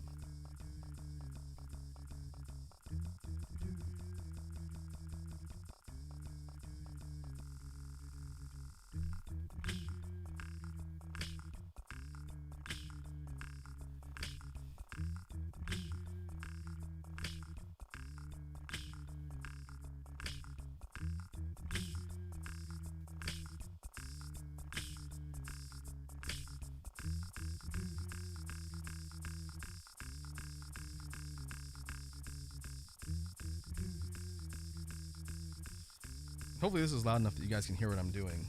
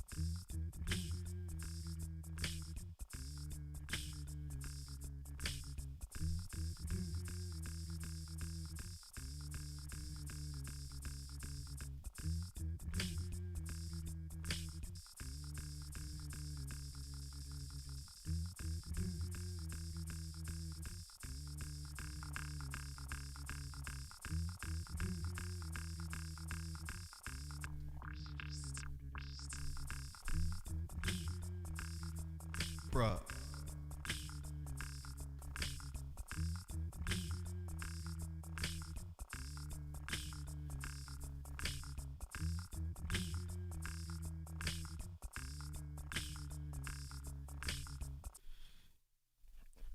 All right. Let me try and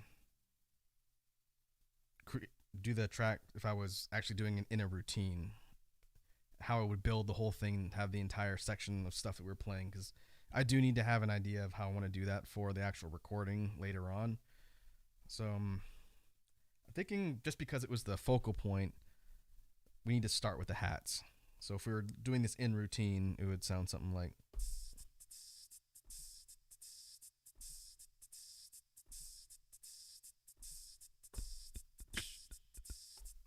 Let's start at the right time.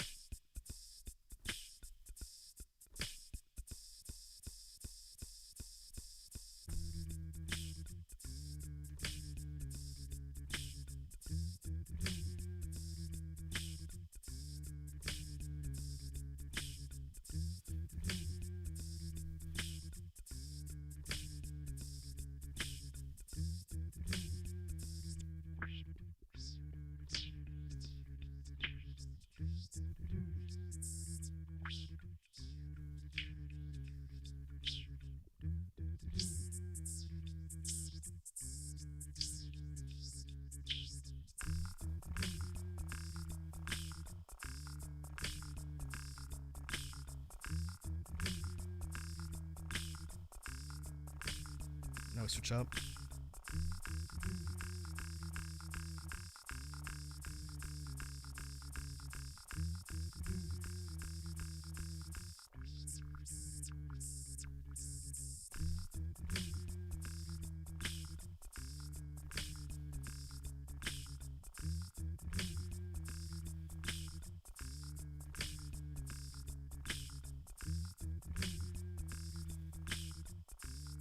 We can also see what we can do for our third track effect too.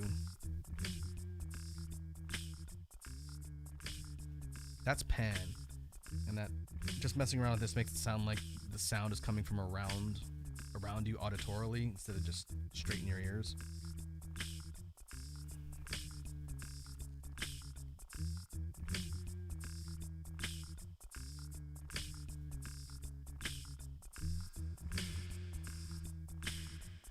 That's reverb.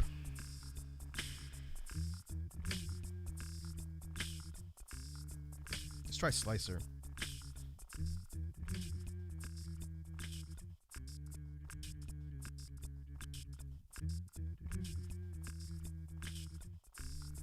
That doesn't really yield anything super interesting.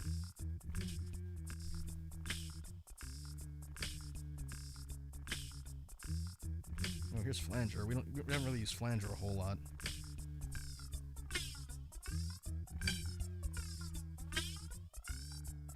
I actually like that better than filter, since I use filter all the time. I'm gonna see if I can put flanger on track 2. There it is.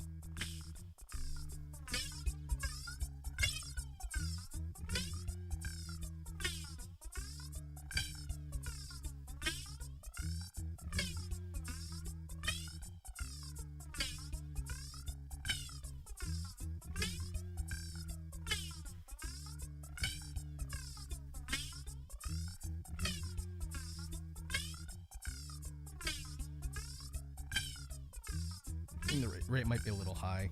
I'm just messing around with the settings to see how heavily it impacts the way the filter effect is going on there for flanger.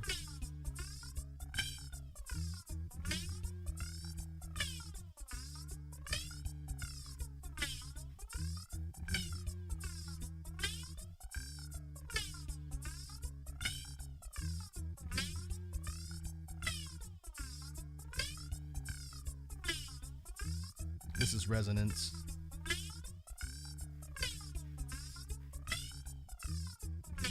Oh, I see it. It's kind of an echoing effect on the way it hits.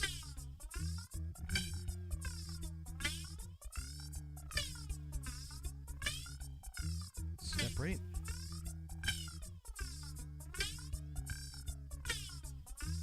I think I'll mess with that for now.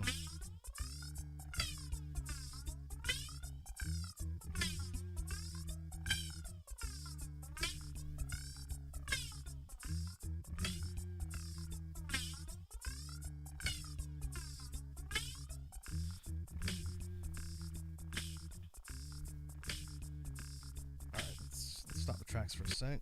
Let's save this.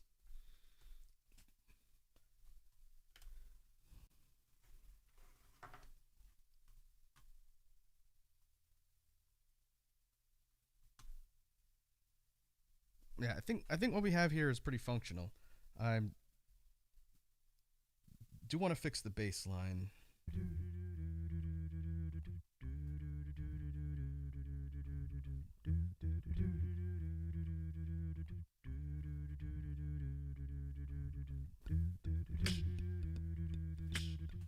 Let's do this.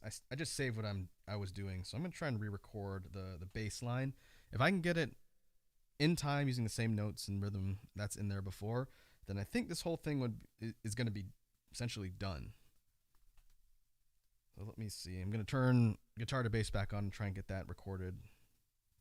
All right, track 3.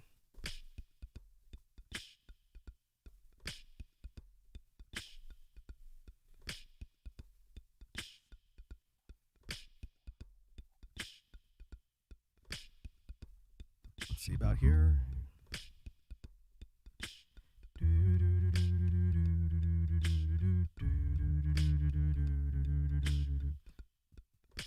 All right, that's what we want.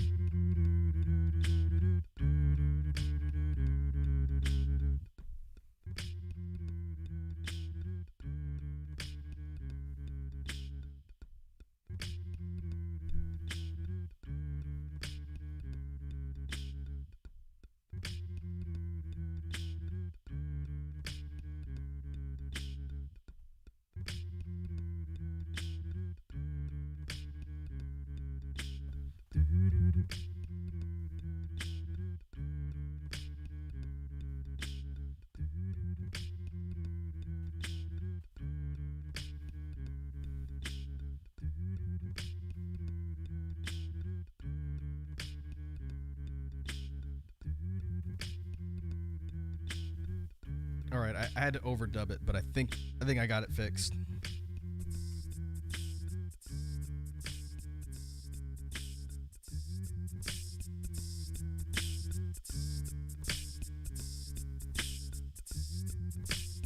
It's not perfect. I can probably try and fix it later.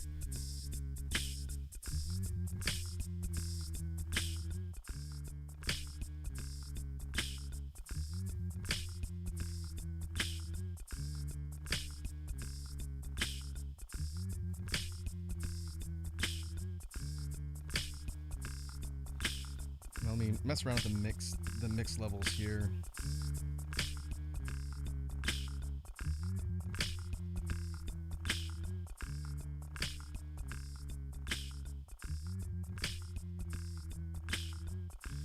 I think the metallic sound can be a little bit lower than the other ones, being kind of a background noise.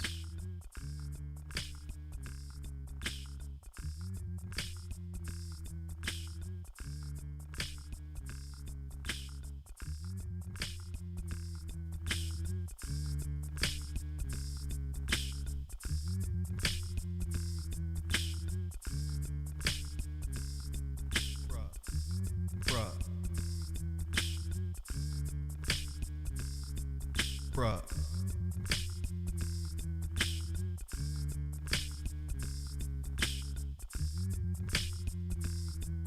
Bruh. Bruh, bruh, bruh, bruh. Bruh. Bruh, bruh.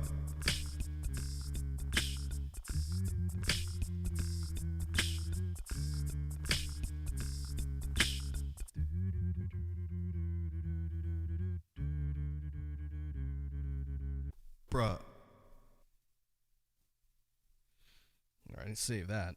That's definitely an improvement over the previous version.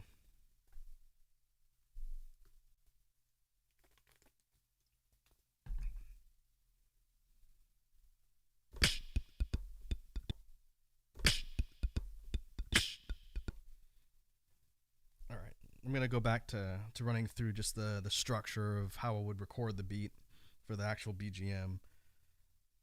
So we would definitely start with hi-hat. So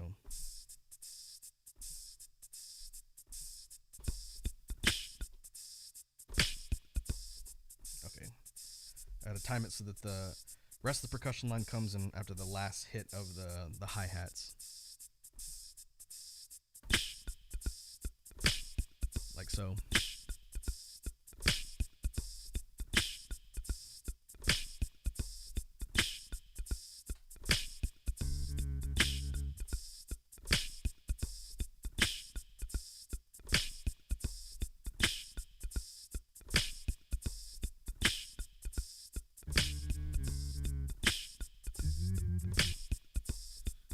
Time where the bass line is going to come in based on where that loop starts.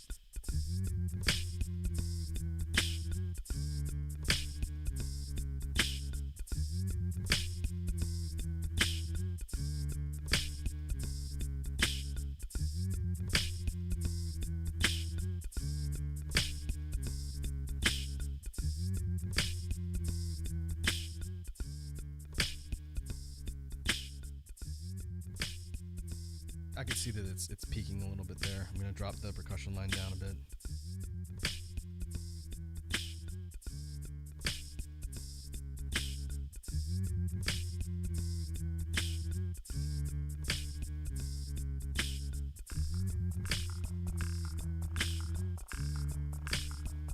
Yeah, the metallic sound comes in. Ready to switch.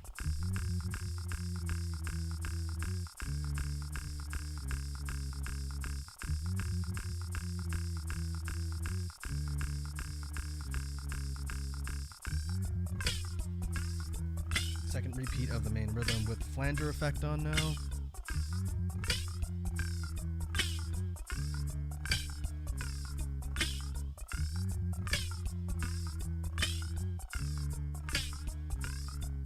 Bruh.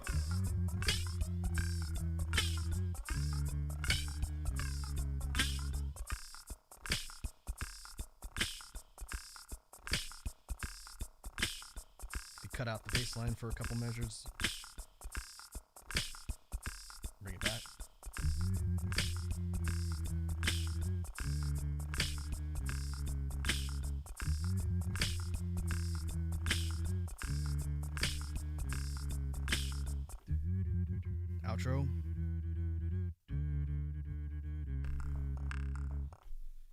would be the end.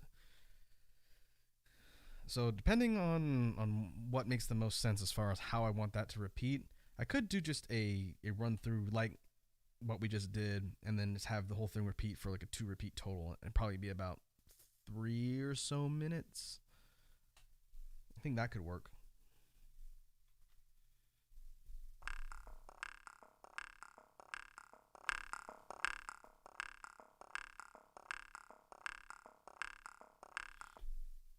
I do like how that granular delay works. That was with a click. So I was just going, and because of the echo effects and the overall distortion applied with granular delay, that's why it came out like that. But I think that turned out pretty well. I do want to mess around with that particular effect a bit more, because it really distorts how sounds come out after you input them. So let's see. I'm going to mess around a little bit with the progression and trying to get memorized how I want this thing to structure. And then in the meantime, we need to come up with a good name for this one. So let me run through the structure a little bit, and then if any ideas for what to call this weird semi-jazzy BGM track, we can talk about it. So let's see.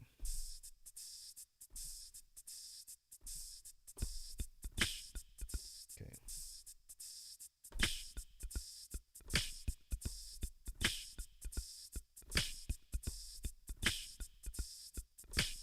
Now bring the bass line.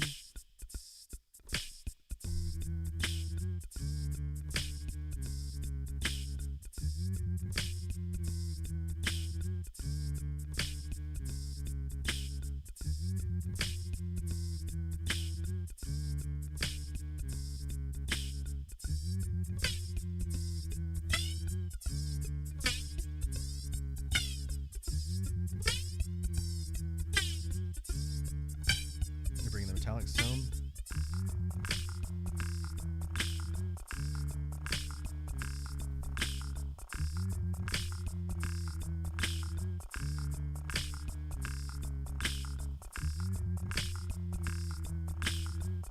I'm gonna go up to the rhythm switch.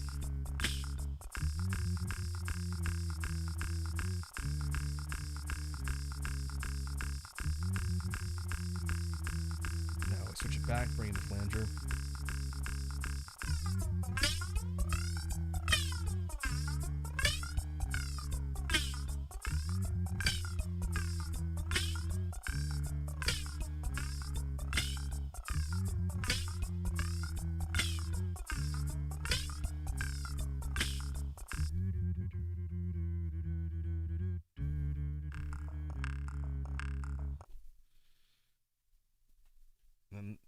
Then the outro. I may extend out the part after the flanger effect comes in a little longer, but I do think I want to end with the bass line for like a bar, then the metallic effect, and then it cuts out.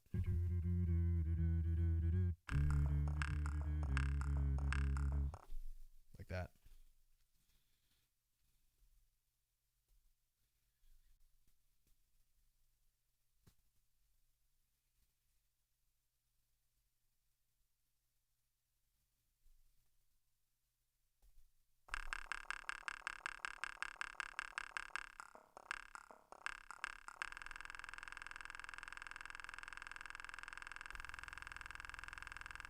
It is interesting that we lose the percussion line altogether if we turn beat repeat all the way up to the top.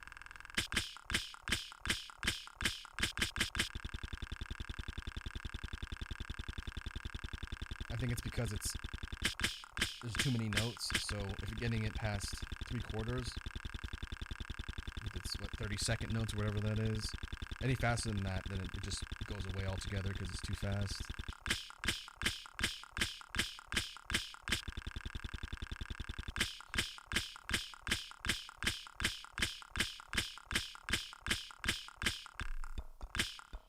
I don't think I'm going to put a drop in this particular one. I've done that on a whole bunch of BGM tracks so far, and I don't think it's necessary here.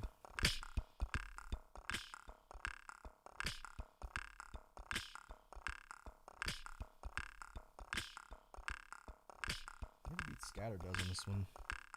Let's add everything in.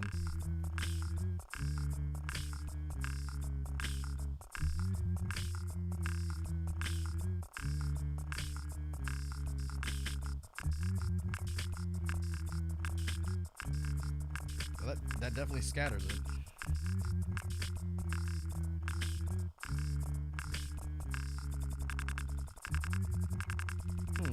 That's interesting.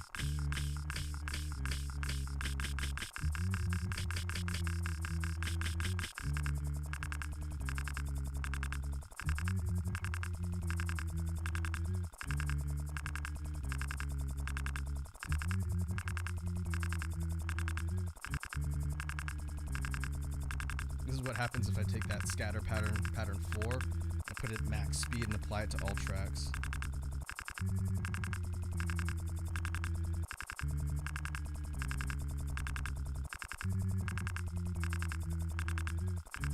Well, interesting. I don't think that I want that on the BGM.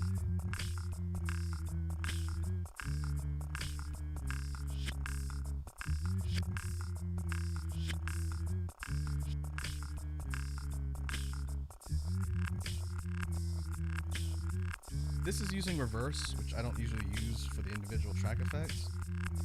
But if I use it basically plays the entire loop track in reverse, like you're using a record turntable. And this is applied to the metallic effect. Regular, reverse. Interesting. For the bass,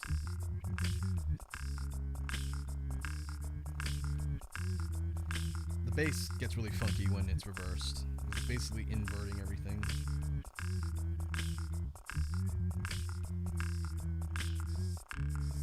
This is reverse effect on the hi-hat, which is kind of interesting too.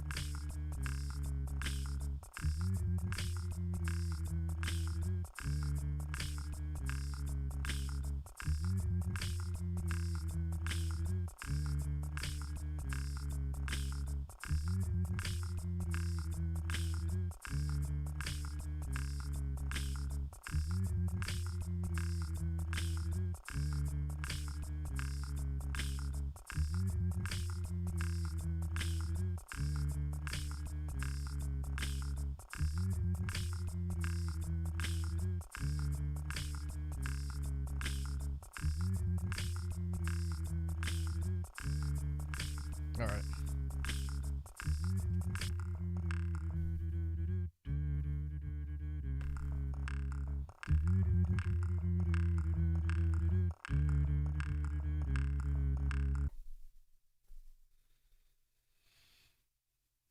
All right, I think that will do for that one. I'm surprised the rhythm and everything else came together like it did. That I'm still need to get better at doing sort of beats in reverse and overdub and stuff like that. But I'll see if anything else needs to be tweaked. But I think I have the overall structure and how I want the actual BGM to record. So I'll think of a clever possible pun-based name for it in the meantime. There's a whole bunch that we need to record. But I don't think I need to save anything else on that one. For to run through the previous ones, there's a whole bunch. There's stream sounds, and there's a couple from the recent jam streams, I believe. If I go in order, let me see what's listed here. Hopefully I don't have to mess with the sound levels again. There's this one, which I think I played last drawing stream. Bruh.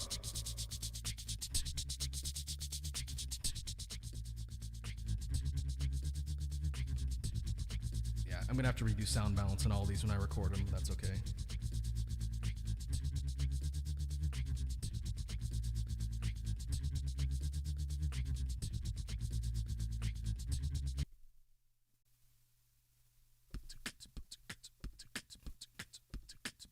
This one was from I remember what stream this one was from.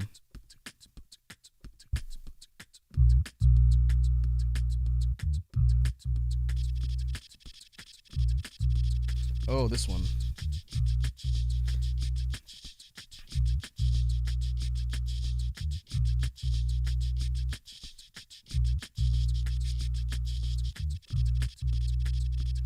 That's right. Yeah, I remember this one. This one was from another stream too, I think.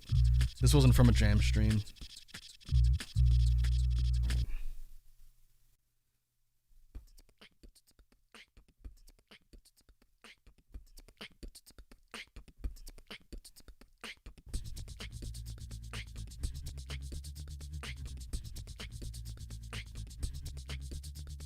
This might have been from the You Die You Beatbox stream. I gotta organize all these. Before we wrap up for the day, I kind of want to go back and see how many of these I need to go and organize and record.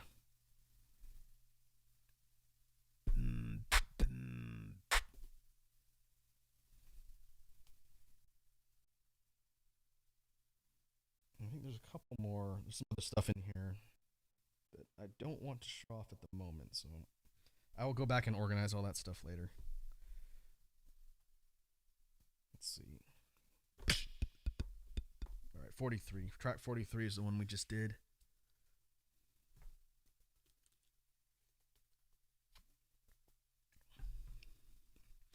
So I think what we'll do is we'll go ahead and call the jam stream good here. Again, I'll figure out what I'm going to call this one that we created here with the hi-hat. I'm tempted to call it something related to snake jazz, but I don't want to get sued by the Rick and Morty guys, so maybe I won't do that. Oh, it is really raining outside.